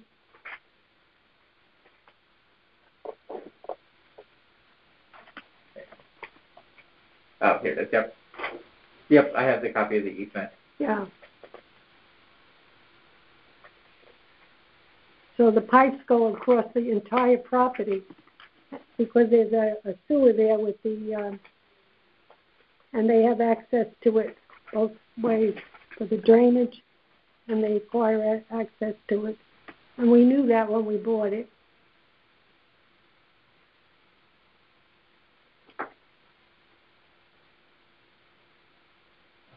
I'm just going to pull up.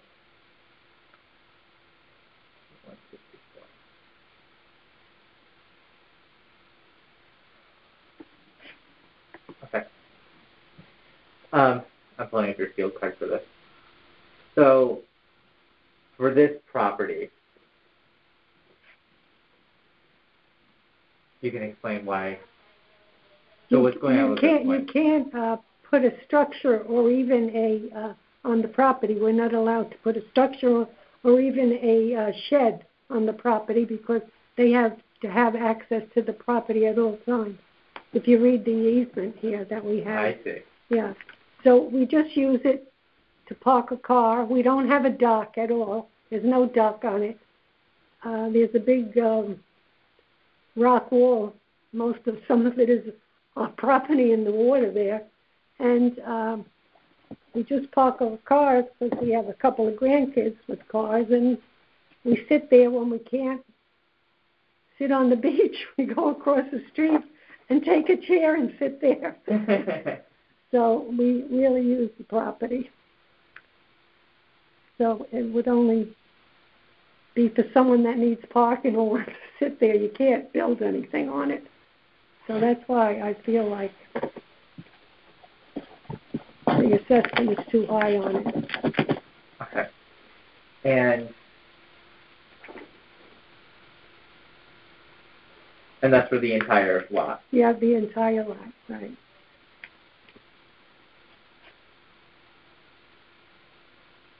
Okay.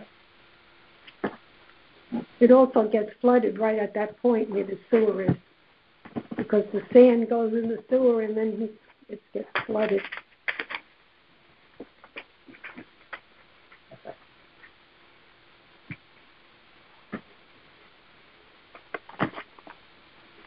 And there's a drainage pipe underneath, right? Yeah, going right across the entire property. Okay. So I don't think it has any resale value unless you want it for parking,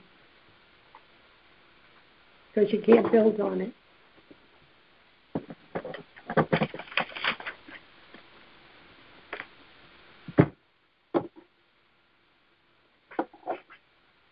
And there's no garage there. It's just the arch No, outside, right? no, there's no garage.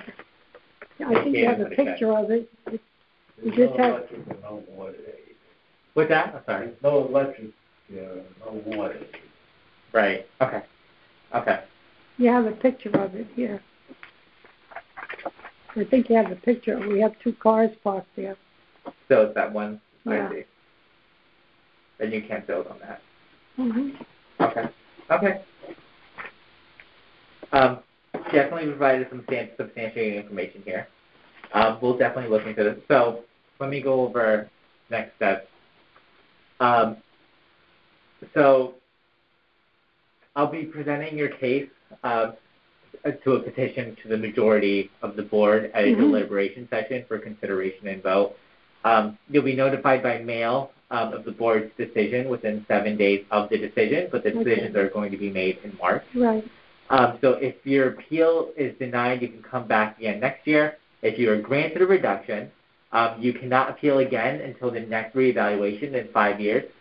If you don't agree with the board's decision, you can take the next steps and appeal your decision in court, and there'll be instructions on how to appeal in court with your decision letter. That's fine. Yeah. When I got the letter for 2164, yep. The company that they allowed to do this appraisal, yep. They would not allow me to send them anything. They said it was too late. Go in March to the board. They never even looked at any of my papers or anything. They wouldn't allow it. Is there anything else you wanted to add to this? No, I think that's. Yeah. I don't think I have to. No, I think I said enough. I don't know if my husband wants to say anything else. You did an excellent job, and I tried. You presented good information for us to consider. Well, it's not easy at our age to go in the computer and. Yeah. We had to have help from my grandkid. Thank God. He doesn't use a computer at all. I do a little. Yeah. But, we depend on them. Yeah. Because they love to come to the beach here. Of course. So they have a ball. They want to see their grandparents. Yeah. Well, they have fun too, because they bring their friends. We like the young people to come. That's why we have it. Yeah, it's a great spot, right? Yeah. Well, it was a great spot. In 1990, you didn't have these McMansions. It was right. It was all little cottages like we had. In fact, a lot of change in 30 years. Oh, it's so you can't drive. Before you could drive down the beach and see the water. Now you can't. Nowhere. It's sad that we're all Fairfield residents. Yes, yeah. I'm newer, obviously. Well, no, but I've heard some crazy changes. Yeah. And how it used to. And then you have to put up with the students for 10 months of the year. And they're not easy anymore. No. They're not respectful like they used to be. True. I see the difference. Before they would help him move furniture, bake us brownies. Not this class of staff. Anyway, I thank you for. Thank you. Yes, giving thank me you. Okay. Of course, you guys stay healthy and safe. Yeah, we tried. We tried. We stayed here. We were good here. Oh, good. So far, we got the 2 shots, so we're safe. Oh, good. Yeah, we were able to get them, so we got them. Oh, good. Okay, have a good evening. You as well. Thank you. You can leave it open with get a little air. Yeah. Good night. Leave it open. Yep. Thank you. Good night. So you certainly think that there's a few points there that should be considered, especially for the other one. I think that making a note of the beach encroaching under the house reduces the usability of the land and the easement of the property that they bought from the town across the street. Certainly something to consider.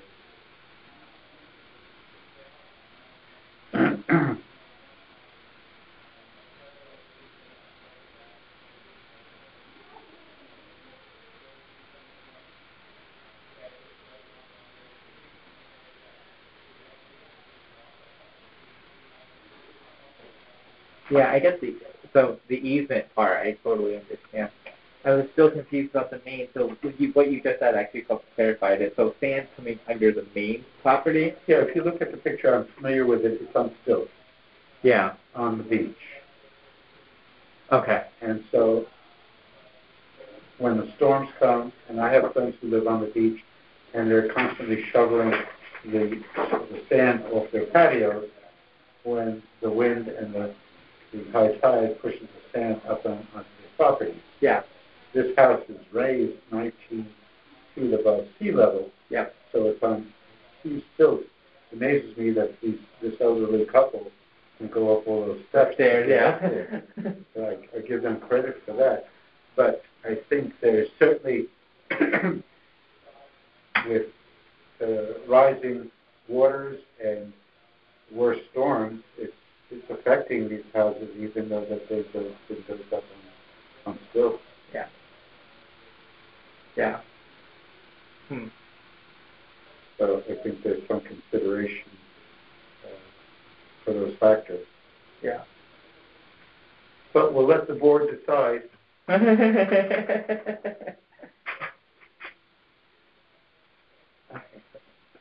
Do you feel like you're taking sufficient notes so that when it comes time to deliberate, you'll remember? Yeah, it's just a while in the beginning. It was so back to back. I know. And so. But it's starting to get into a rhythm. Yeah. Now that I can kind of figure out what each step is, I'm able to kind of concentrate more on what you're saying and kind of dive into the questions. Exactly. But some people, it's funny, some people just bounce around, and I'm trying to follow them. I want to make sure that we're in compliance with the regulations for recording. So if you feel that people aren't speaking up enough, elderly couple. But I would encourage people, if you feel that they could be speaking louder, they should.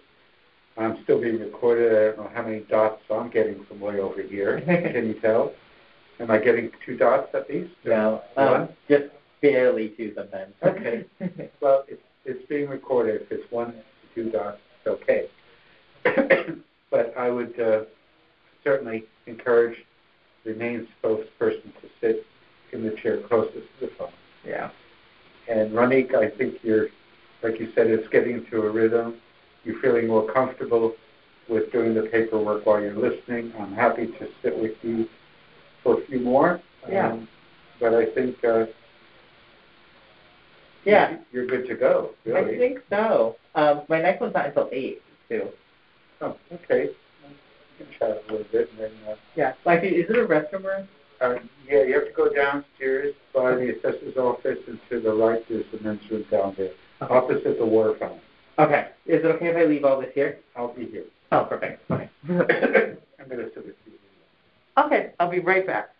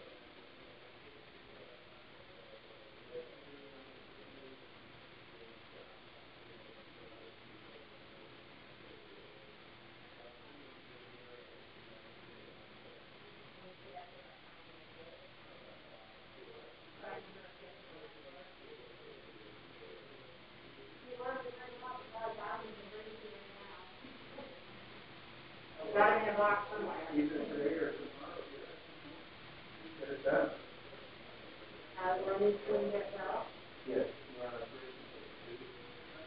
People are early, so if you're ready. I don't know, there's quite a few people down there. I don't know what's down there. Yeah, I'm very happy with it.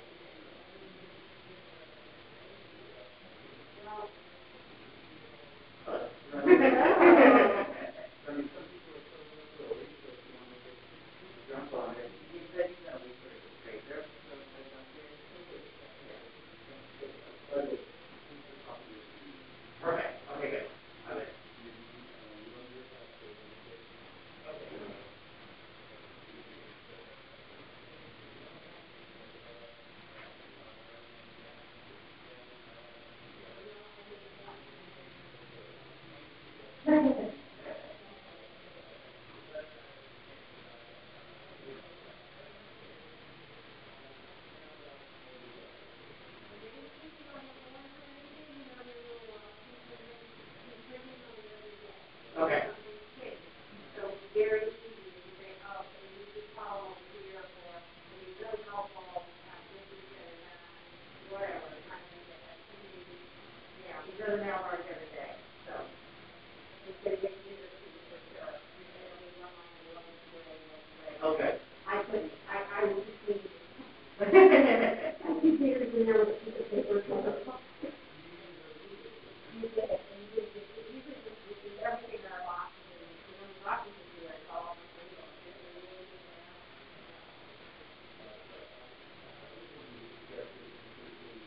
Yeah.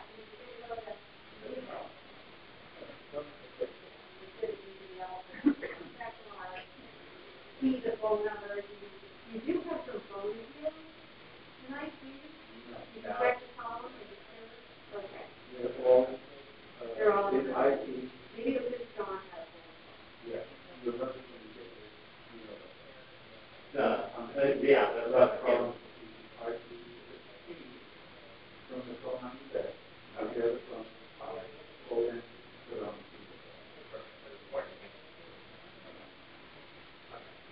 and You have some of these requested separate now? Yes, you did. Thank you.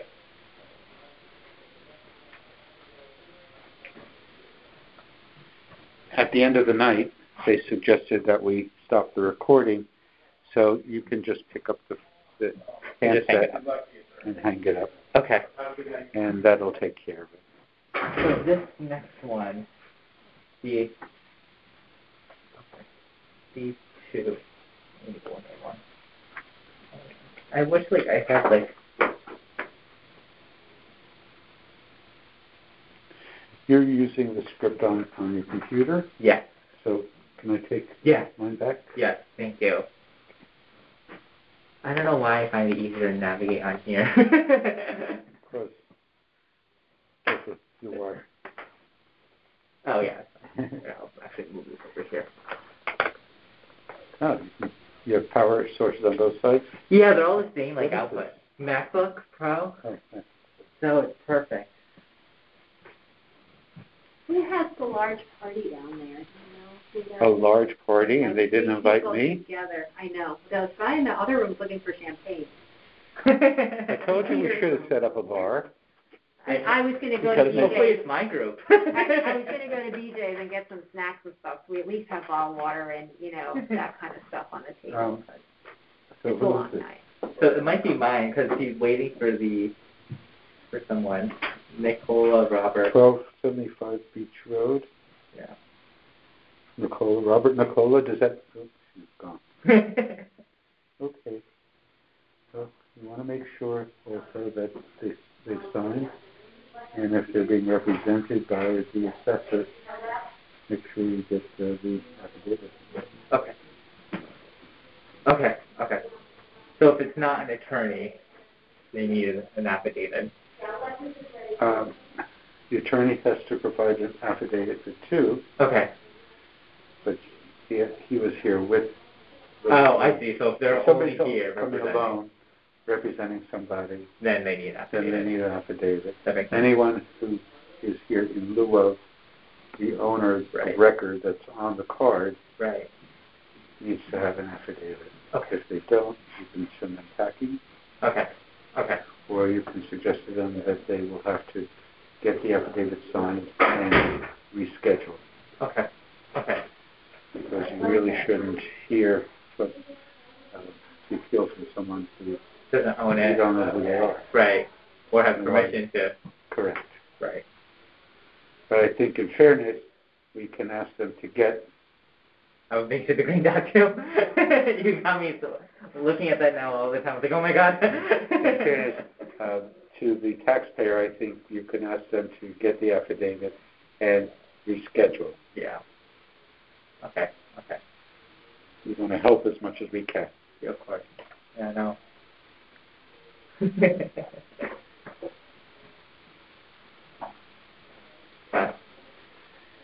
I can't wait till I get my second dose next week. There's still I got my second on the 29th. Yeah. So, no, the 19th, excuse me, the 19th. Yeah. The first one was on the 29th of January, and then the 19th of February. You get the Pfizer one, right?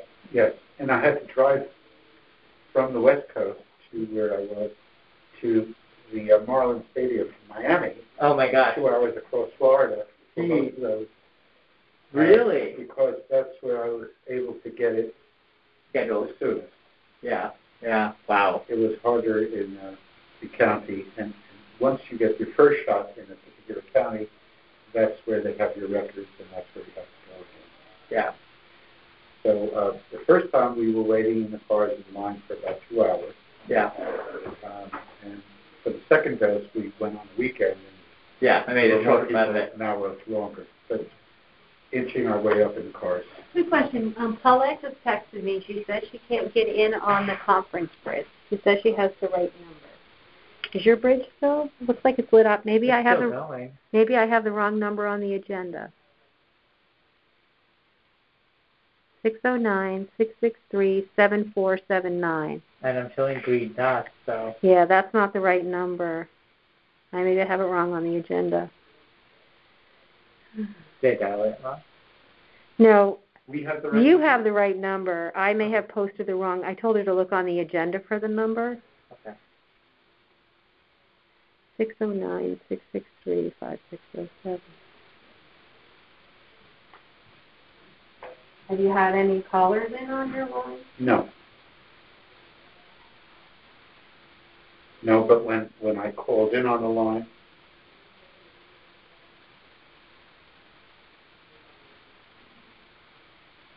but we had callers this morning. Oh, really? Yeah, didn't you have someone on your line this morning? Yeah, Harold, and it's the same phone number. I use the same agenda, for the morning and afternoon. I didn't touch the top. I just cut and pasted the... Oh, she might be looking at our February 23rd agenda or something when we had another meeting. Oh, maybe. Maybe she's not looking at tonight's agenda.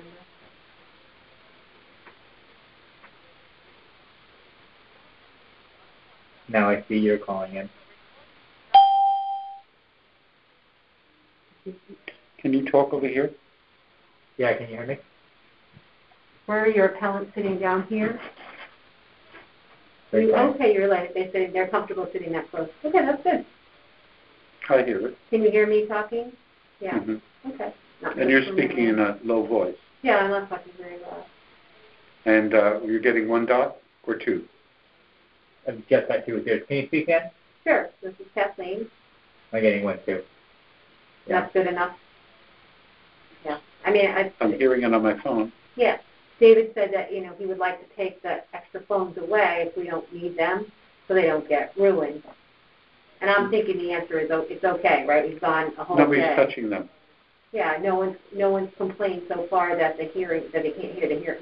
So he hasn't uploaded the tapes yet. Oh.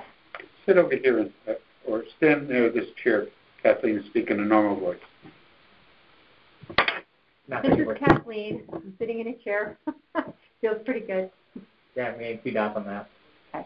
So it's definitely picking up here, and Ronique is getting picked up.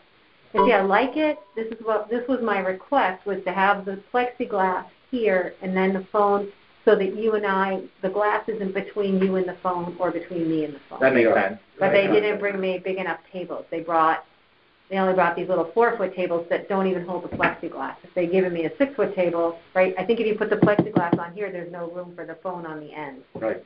Right, so that didn't solve the problem. Solve the problem. I'll have to think about it, and it's, I don't think it's awful in the other rooms, and this room also has more carpet, it's got a better ceiling, so the sound quality is better. This is the best room. Well, because you're the chair, you got the best room. I don't think you so much, Harold. You've been so helpful.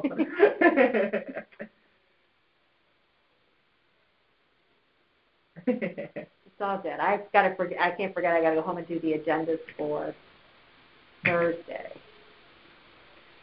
Because you got to be in by 9:00 in the morning. So the morning hearings or our meetings aren't legit. I did last night. I was like, I was ready to go to bed. I didn't do tomorrow. Well, you could get up early and send it in before 9.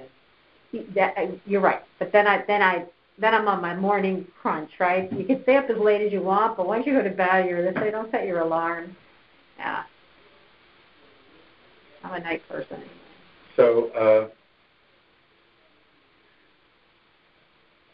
they want us to hang up this phone at the end of the evening, at the end of each session, and that can be done simply by lifting. Just by pressing the speaker on this phone, and or hanging it up probably on the computer. But it's better to do it here. Yeah. I think if you lift the handset, put it back down, that hangs up. I think so, or you just turn the speaker phone off.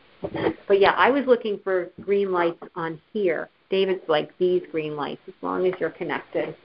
I thought there was a light on here. Though that means you're connected, your phone is on. Yes. Right. And as long as you don't stop the record, it doesn't tell you that it's recording. You would see that on the. That's why I like the. I like having everybody seems to be on there. Yeah. Yeah. But I'm calling my cards up on there as well. I'm going to the agenda and clicking on my appeals. It's just easier. I find it easier to scroll through that than the paper. Yeah, and that's a good sized screen that they gave us. So, you can see I hyperlink the agenda, so you can click on the field cards and things and their paperwork. What was the question that we had before? If somebody comes in after their appointed time, what should we do? And I suggested that we send them down. If they're very late, if they come in more than 15 minutes later, send them down to the front desk and ask them to request a reschedule. Yeah, it depends what your night looks like. If you have holds, and often we ask people to come 5 to 10 minutes early, so often I'll take the person, I won't wait. If it's 7:15 and the 7:15 is not here, I'll take my 7:30 and make the 7:15 wait. That's what we're doing. Yeah, that's better. I mean, you could have them rescheduled, but rescheduling is not so fun. Right. And we're trying to find holds in days that really don't have holds. And we're trying to get this, we're trying to keep it within the same area in the same week. Makes so sense. in the aspect of March, we're not now talking about the beach. Like we have 5 of them in the beach on the week of the 17th, and it's too bad that. So ideally, we look for a time slot hold in the same session with the same hearing officer. Or in the next couple of days. So like say Ronique has tomorrow night, he's got a hole at 8 o'clock. Well, then he has to suggest to them that they come back that time, and she has to tell them downstairs. But if there's a time in that session. That night. You could ask them to go home and we can call them. Yeah, or they can go home and Ronique can leave their phone number. Ronique can call them. If they don't want to stay here till 8:45 at night, and he's doesn't mind. Right. Not every night. I tried not to give everybody 8:45.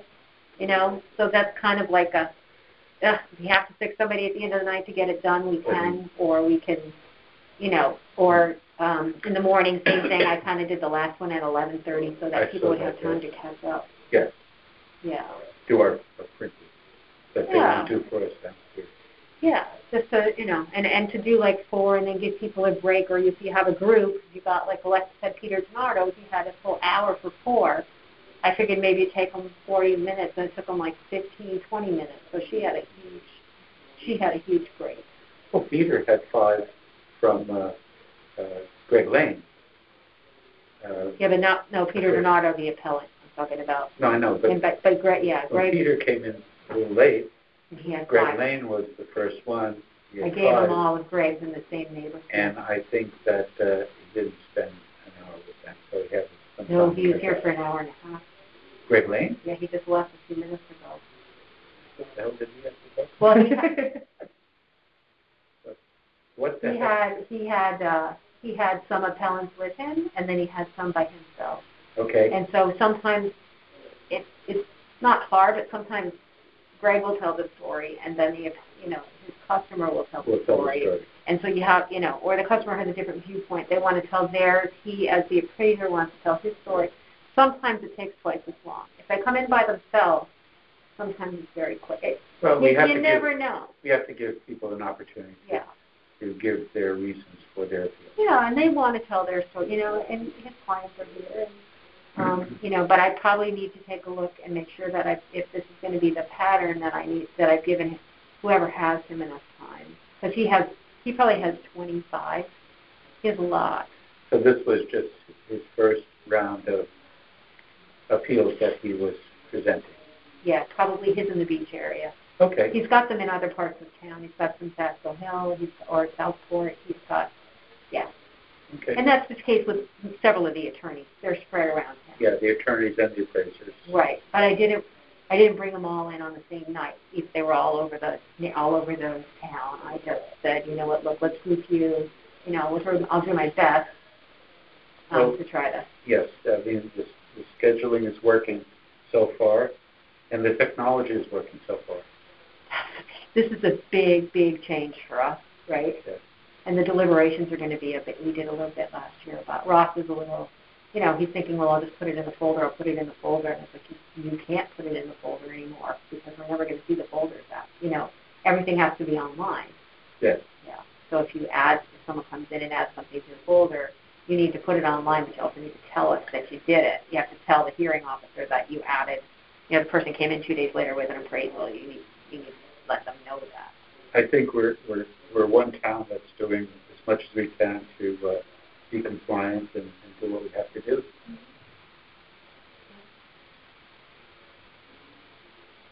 Okay. And to give ourselves the break in April.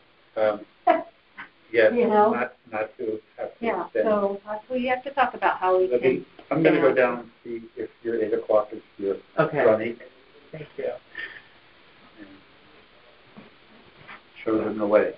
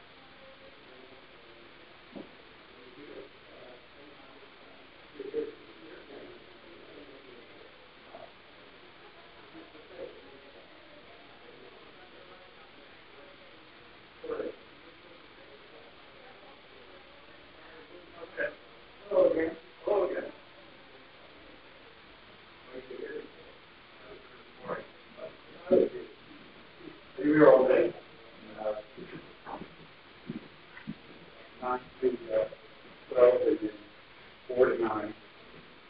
So, okay. Hello. Hey, how we doing? Good, how are you? Actually, Ronnie Patel will be hearing your appeal. He's a new member to our board, so I'm assisting. But whoever is going to be speaking, I would suggest that you sit in this chair. Okay. Because they're recording it from the phone. Well, I'll sit over here. Well, we can both stand up. I don't like to sit down. I keep moving. Hi, Bob Nicolins. Hi, great. Pleasure to meet you, Bob. I'm Monique. As Harold was saying, I'm one of the board members here. Okay. Hearing your appeal. Very good. We're starting with 1275, I assume? Yes. Okay. I think I have everything here. I've got the notification, the application, and a authorization. And we're adding this to the record? Yes, sir. Okay, perfect. So just to verify a few things for this property. Certainly. To start, your appeals number is 272 for 1275 Fairfield Beach Road. That is correct. And you are the owner, Robert Nicola? I am a representative of the owners. It's an LLC. Got it. Okay. And the town is appraising this at $887,800. Correct. And you're requesting that the town reduce your appraised value to $750,000. That is correct. Okay. So under the LLC, or you're under the LLC, I assume. I'm actually an attorney representing the two members of the LLC. One of whom happens to be my wife, and the other one is Mary Ann Hennessy, whose husband is John Hennessy. And neither of them are here. No, they had designated me as their representative. There's a signed affidavit at the back of it pursuant to the instructions. Okay. Okay. Let me just make sure the affidavit.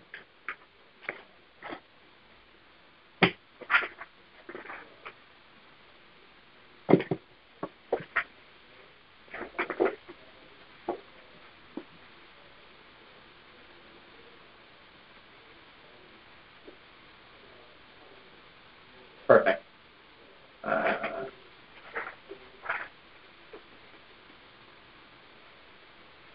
Got it. Okay, great. Thank you.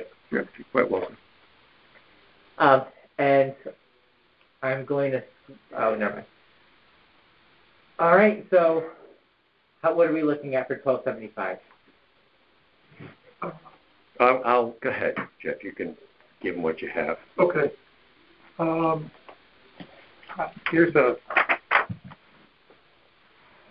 My name is Jeff Smith. I'm a certified real estate appraiser. I was hired by the LLC to do the appraisal for the tax appeal. Okay. Okay. And this is the appraisal report that your company did? Yes.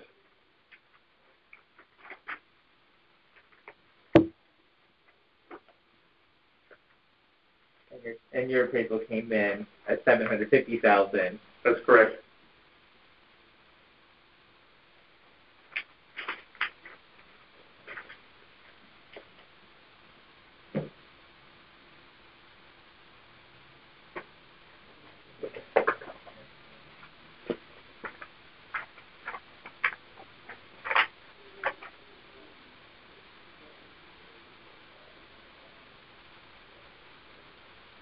And there hasn't been any remodels made to the home recently, No, right? it was it's a very average condition. I'm ready. You want me to present? Yeah. Oh, I was waiting for you. No worries, I'm sorry. Again, my name is Jeff Smith. I'm a certified appraiser. I've been an appraiser for a little over 30 years. I grew up in Fairfield. My in-laws have a summer house on Fairfield Beach that I've spent a lot of time in the area, so I'm very familiar with the comparables and the neighborhood. The house is part of the problem is two things. There's only 2 bedrooms. It's a very small lot. The lot is only 3,325 square feet. The property itself is 2 bedrooms and only 640 square feet. Very average condition, no updating as far as I can tell in the last 10 to 15 years. Okay. So I did a physical interior and exterior inspection of the property on February 11th to determine the value as of October 1st of 2020. I came up with 4 sales in the neighborhood. The first house being next door, the first house is 2089 Fairfield Beach Road. It sold for $850,000 on January 31st of 2018.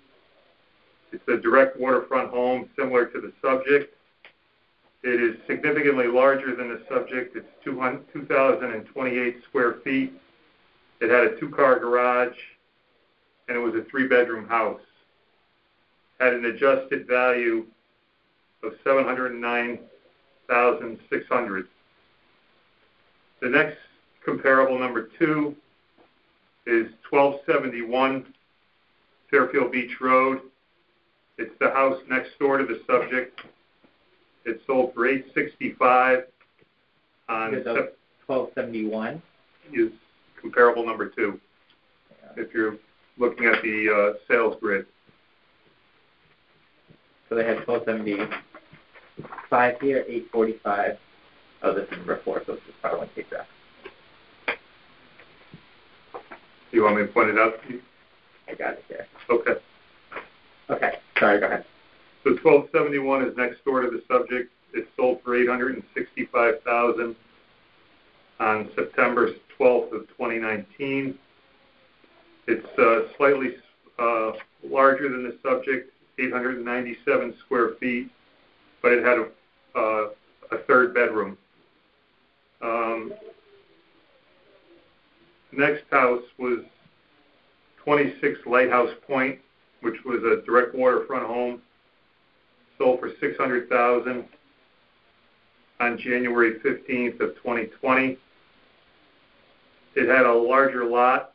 It was almost more than double the size of the lot.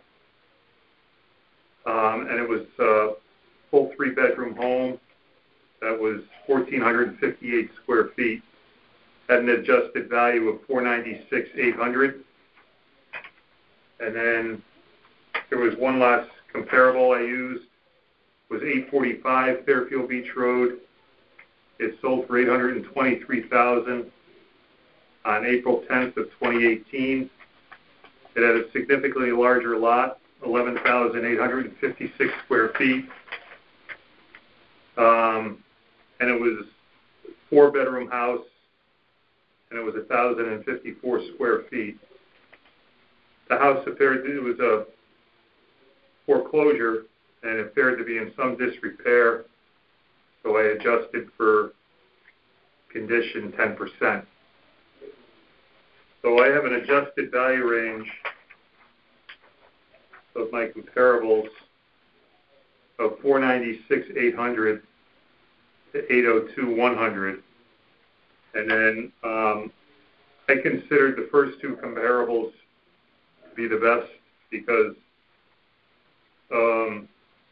one of their proximity to the subject, both had a similar size lot, and both were in similar condition as the subject. So I came in the midpoint of the range between those 2 comparables. And you're talking about 1275 and 1289. 1271 and 1289. 1271. 75 is the subject. Got it. Oh, sorry, my apologies. 1271. All right, got it. 1289. This is Harold Zawatsky. I have a question. Did you appeal in the informal hearing? I did. I can answer that question. I did file in the interim. I believe it originally came in, if I am correct, at $900 and I want to say $35,000. I can check my records. I did conduct the informal hearing via telephone, and they reduced it to $880,000, which was the price of the property next door. So for whatever reason, the property, I think at 1281, which is owned by Brennan et al., is larger. I think it has a 3rd bedroom. It's probably at least 25 to 30% larger, has a garage on it, and they were appraised at 880, and we were at 935, I believe. And when I spoke to the gentleman on the phone, I believe he checked the records, and he reduced it to 880. And the reason that they gave the reduction was based upon? The gentleman was very honest with me. He said, listen, with COVID and everything else, this has been more of a, if I can describe it, as a Zillow type of evaluation. It was done primarily online rather than having on-site inspections and being able to compare apples to apples. And as a result, I think he went to the property next door. I think we're the last three literally cottages that existed from 1920 on should be declared a historical area. And he realized that it's a larger facility. They have the garage on site plus a lot across the street, which I'll get into in a minute with you. And yet we were at that point about $45,000 higher than the appraisal. So I think he adjusted it on that basis. Thank you. Thank you.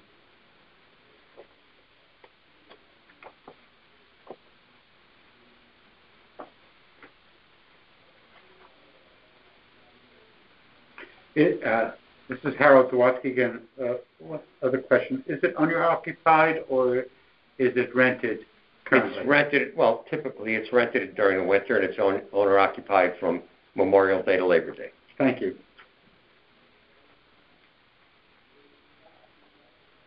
And which, for the record, because it's so small, you can only have one occupant in each bedroom.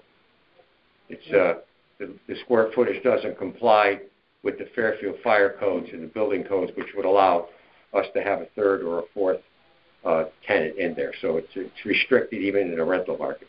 Thank you. Because of the house only being 2 bedrooms, the potential rental income is limited dramatically because you don't have a third or fourth bedroom for the typically it's students that are living down there, and since it's only 2 bedrooms, you can only have 2 kids, and thus the rental income is significantly reduced. Yeah. In fact, apparently, I believe when we had our last inspection, we were told that in order to have 2 individuals in a bedroom, it must be at least 120 square feet. I believe that's it. And neither one of these even approaches 100 square feet. They're very small. That sounds reasonable. Yeah. Really bowling alley. Okay. Let's take a look at 1276. Oh, yes, I'm sorry. There, I did not ask Mr. Smith to appraise that. I went strictly on, and I'm sure you're probably sick of this, but the gentleman who was sending around all the comparisons of what went on the creek side. And for the record, on 1275, we had a 51% increase versus everyone being in the mid-7s and the higher ones being at 19. I think for occupied developed lot at 51%, we were the highest, but obviously that was reduced when the informal hearing took place. On the beach side, I think my only position is that it was an 83% increase. It's a minimum of 750 square feet. And the value per foot is in excess of every property on the creek side that was compared, except for our lot. So I have no idea if the thought was that it had been undervalued at one point. You're trying to catch up, but there's been no change to that property. It's still basically, it says 750 feet, but in all honesty, when you take in the slope area that's off the seawall, it even reduces that. I think the 50 feet is directly up to the I'm going to call it the seawall. I don't know what the proper term is, but that big creosote thing that they stick in the back on the creek side. Yeah. But when they did it, they basically backfill, so there was some kind of a slope, and you can't park right up to the edge. And how much? Let's identify this property in more detail. Okay. Yes. This property is directly across the street from 1275. It's assessed and taxed separately by the town of Fairfield Assessor's Office. And so just to kind of clarify a few things. Sure. The appeal number for 1276 Fairfield Beach Road is 273. That is correct. And you are you are representing. Again, I attached a copy of the original that I put for 1275 for 272 to that one. So. Yes. And so the affidavit showing that Robert Nicola is speaking on behalf of the property. Right.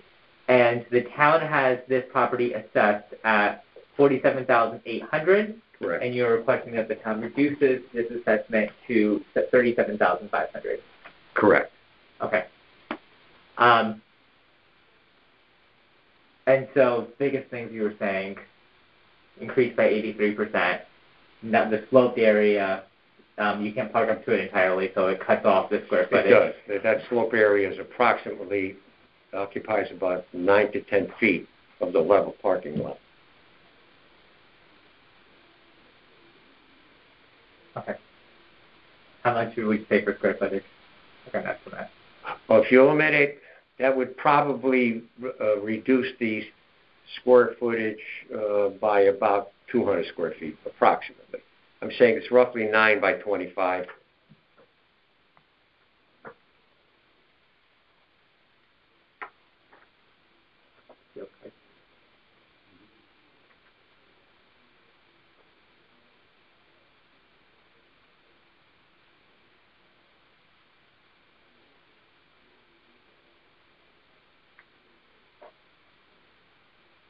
Okay. This is Harold Zawatsky. Looking at the card, the property card, I don't see any adjustment for the 750 square feet, so we'll take it into consideration, your statements about the usability of the space. Thank you. And I see there is a picture here in the wood dike or retaining wall that is there. That is within the limits of the 750 feet?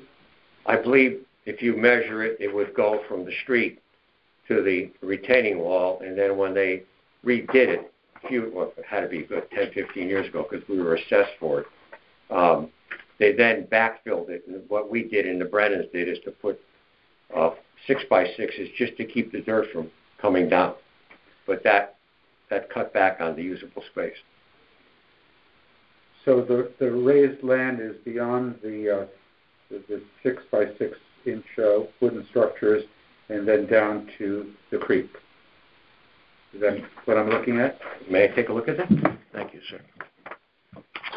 So this is the street side. Correct. This is the retaining wall, and then there's a raised, yes, and then it goes down to the creek. Yes, that goes right down to the creek. Understood. Thank you. Yes, sir.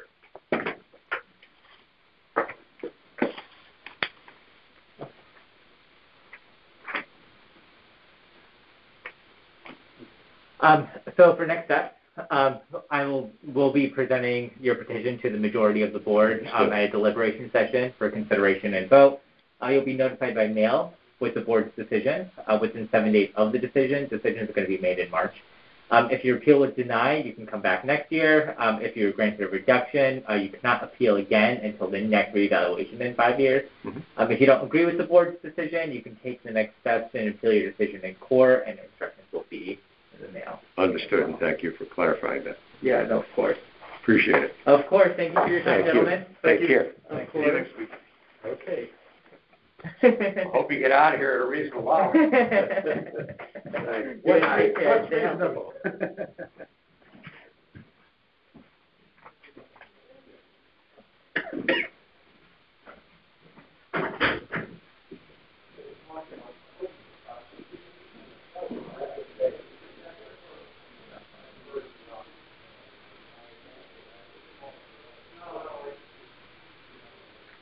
Do you have one more or two more? One more.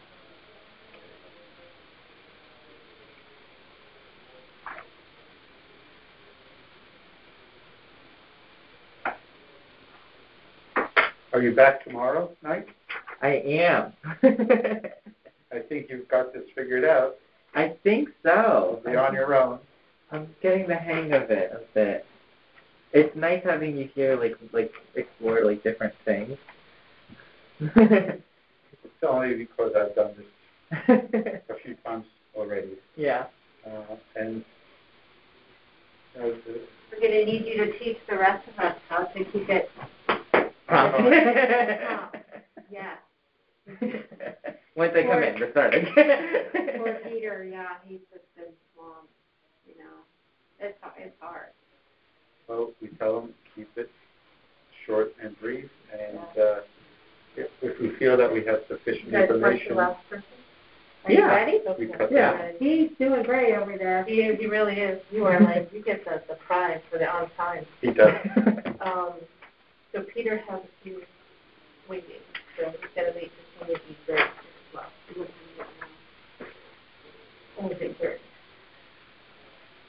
Kathleen, Nelson, here. the copies of our notes, would you suggest that we keep them in a separate folder with the date and time, or how will we? Yeah, I'm not sure. How will we access our handwritten notes as we do However the deliberation? You want. I mean, really, they're yours to sort of pull up when we deliberate. But we will be going through 100 pieces of paper to find the right one for the 80, deliberation. but hopefully you will have only heard 25 or 30 by the time you deliberate on the first one. Well, I think I would probably keep them in numeric order. I think appeal number order. Appeal number order. I think that's going to be better. Yes, Yeah. because when we identify the appeal number, then we can rifle through to pull Yeah. out. And I'm going to try to suggest, you can help me do that, because we're going to start on Thursday, decide which decisions we might want to make on Thursday.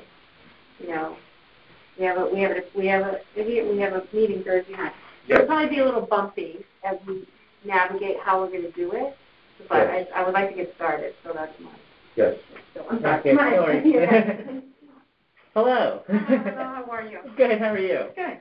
So whoever's going to be mostly doing speaking, if I can ask to have them sit here, so it's recorded on the phone.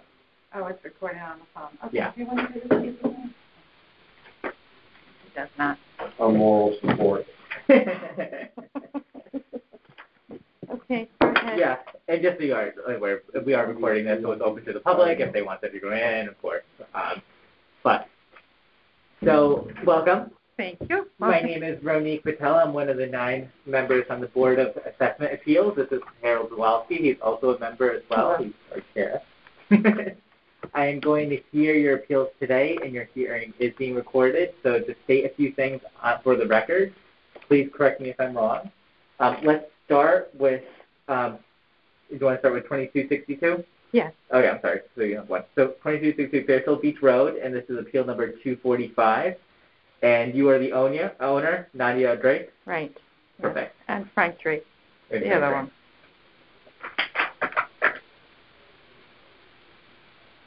We're 50-50 proposition.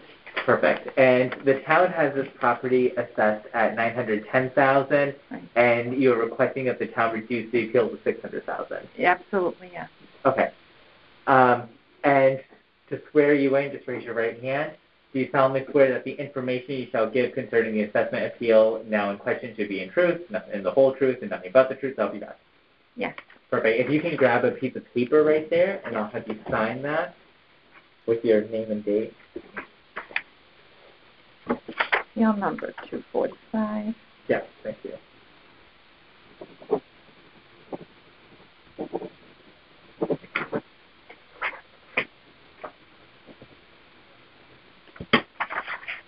Thank you.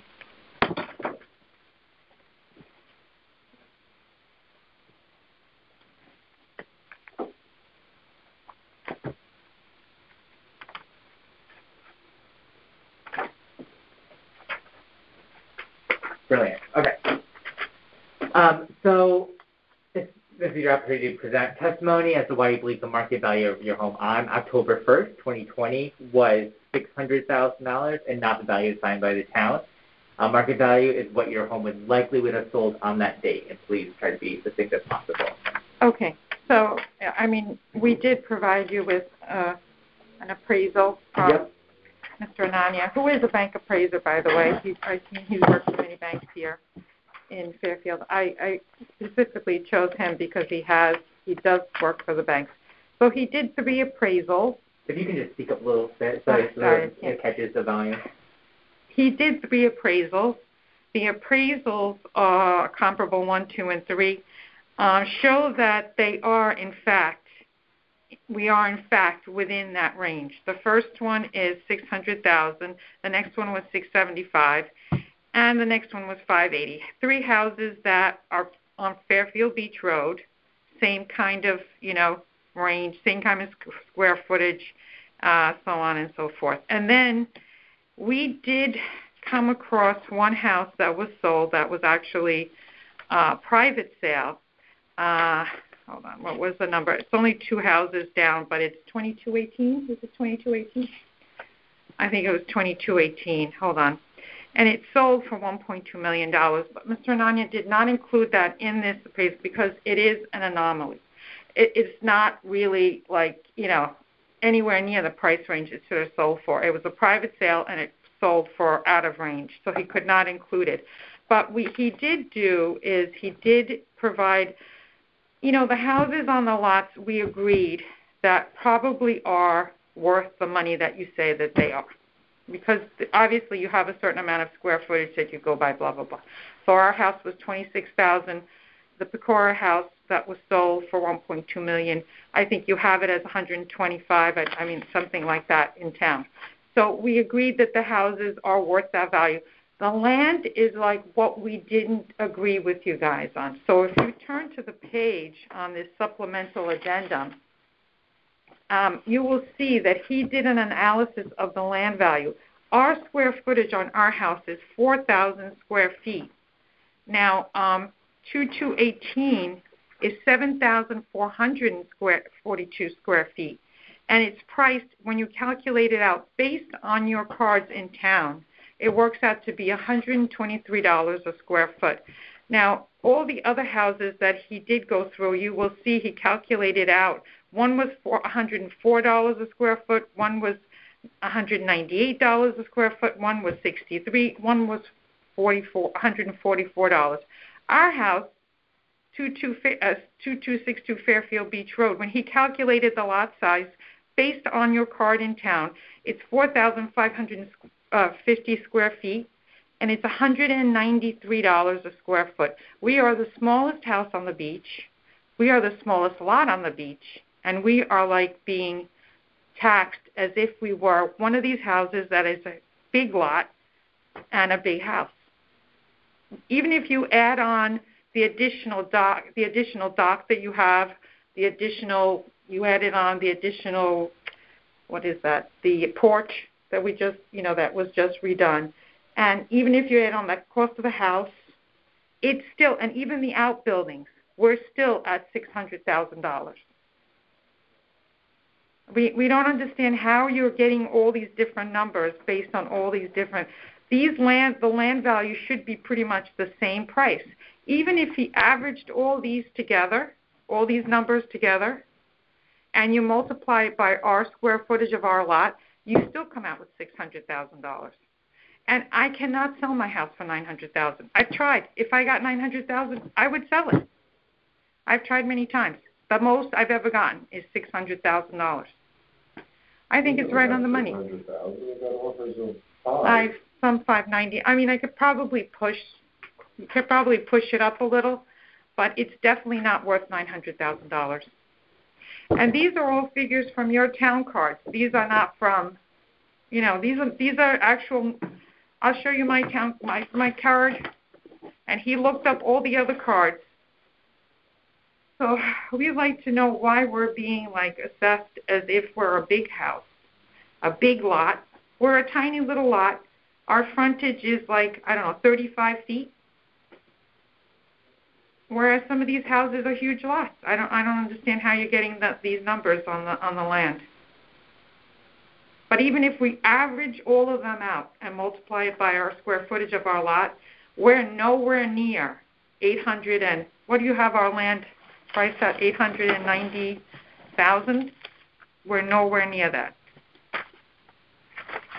I forgot what you have us. 878,000. Yeah. And so the dwelling you agree on was 25.9, and it's the land that we're looking at.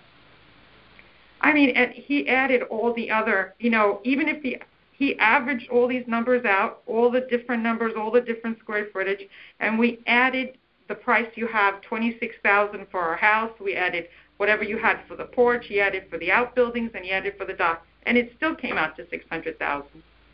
And the deck was replaced in 2018, right? Yeah. Because of the water main construction. Yeah. Yeah. Right. So we just don't know where you got $900,000 for the land. It's just not. It's not right. It really is not. You definitely presented some good evidence here. Especially in the comps, and we will look at how this land value was calculated, because you really just at about 1/10 of an acre. Yeah, we're the smallest lot, and we just don't get it. We're just being taxed at the highest rate. Yes. And there's some people are being taxed at $63 a square foot. I don't know. There's only one other house that was taxed at $198, and that's that 48 Lighthouse Post. And I think he told me that one was a big lot that when they sold off a portion of it as a separate lot. I have to take a look, and he knows all the particulars. It really doesn't matter. Even if you average them all up and multiply it by our square footage, we're nowhere near $800,000 worth of land. 900,000, really, 878 is what you have us appraised at. Right. We'll definitely take a look at this. I'll present your case as a petition to the majority of the board in a deliberation session. So for consideration and vote, you'll be notified by mail by the board's decision within 7 days of the decision, and they're going to be made in March. If your decision was denied, you can come back next year. If you're granted a reduction, you cannot appeal again until the next reevaluation in 5 years. If you don't agree with the board's decision, you can take the next steps and appeal your decision in court. And instructions on how to appear in court will be on your decision letter. Can you repeat that again? If you're granted a reduction, you cannot ask again for the next 5 years. 5 years. For the so next reevaluation. Right. Okay. But you can actually argue it with the courts, right? Yeah, if you don't agree with our decision. All righty. So I think it's all here, pretty much. That's the whole. Yeah, you definitely gave some really good points. I mean, especially with comparable sales. So we'll definitely take a look into it, and then we'll vote and deliberate, and then you'll know by mail. Okay. Sounds good. All Thank right. you so much. Yeah, no, of course. Thank you. You guys stay healthy and safe. Thank you. Thank you for coming in. Yeah, thank you for As fellow Fairfield taxpayers, we understand your concerns. Thank That's you. why we're here. There's no extra money to pay taxes, that's for sure. I understand. Thank you. Have a good evening. You as well. Thank you. Just one comment that I would make on this part. Yeah. To see what's going on here is this is a multiplier. Okay. Based upon the neighborhood code. So when we're looking at the comp, we want to look at the neighborhood code and see what the neighborhood adjustment is, because that is what's multiplying this factor. This was multiplied times the number, how should I say this?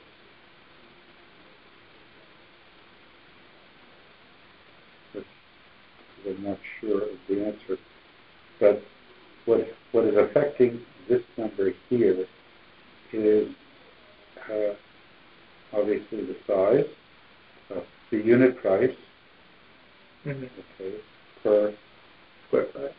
So that's really what they're talking about, the unit price, doing the comparison, okay, but then it's reduced by multiplying times that number. Yeah. Right? But then it jumps up with this multiplier. Because of the neighborhood? Neighborhood adjustment, which is obviously more than 1. Right. Which then ends up, and because it's this,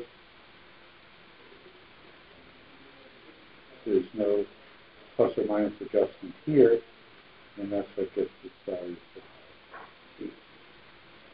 That's this, times that. Wow. That's my understanding of that particular line item.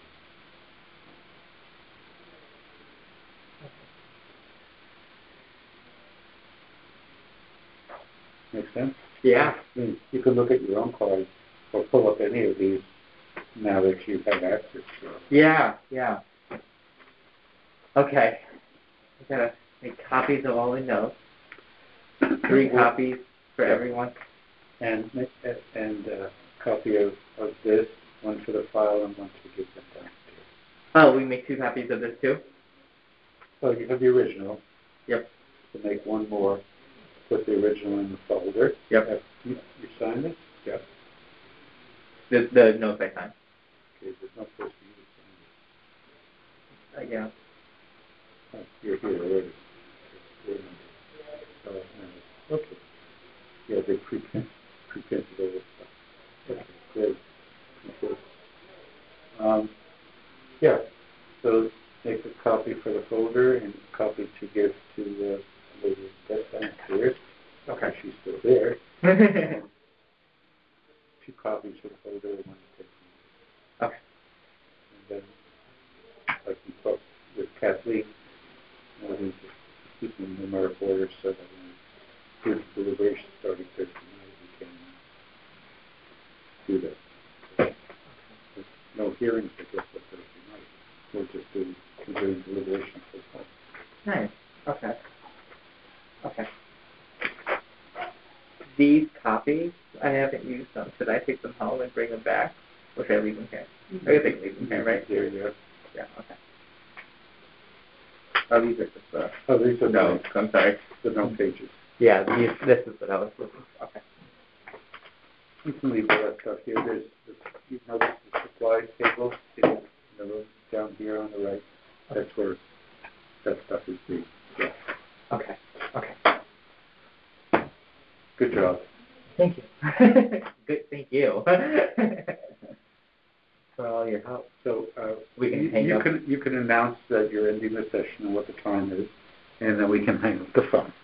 It is 8:43. I am ending this session as no more appeals are coming in today, and thank you.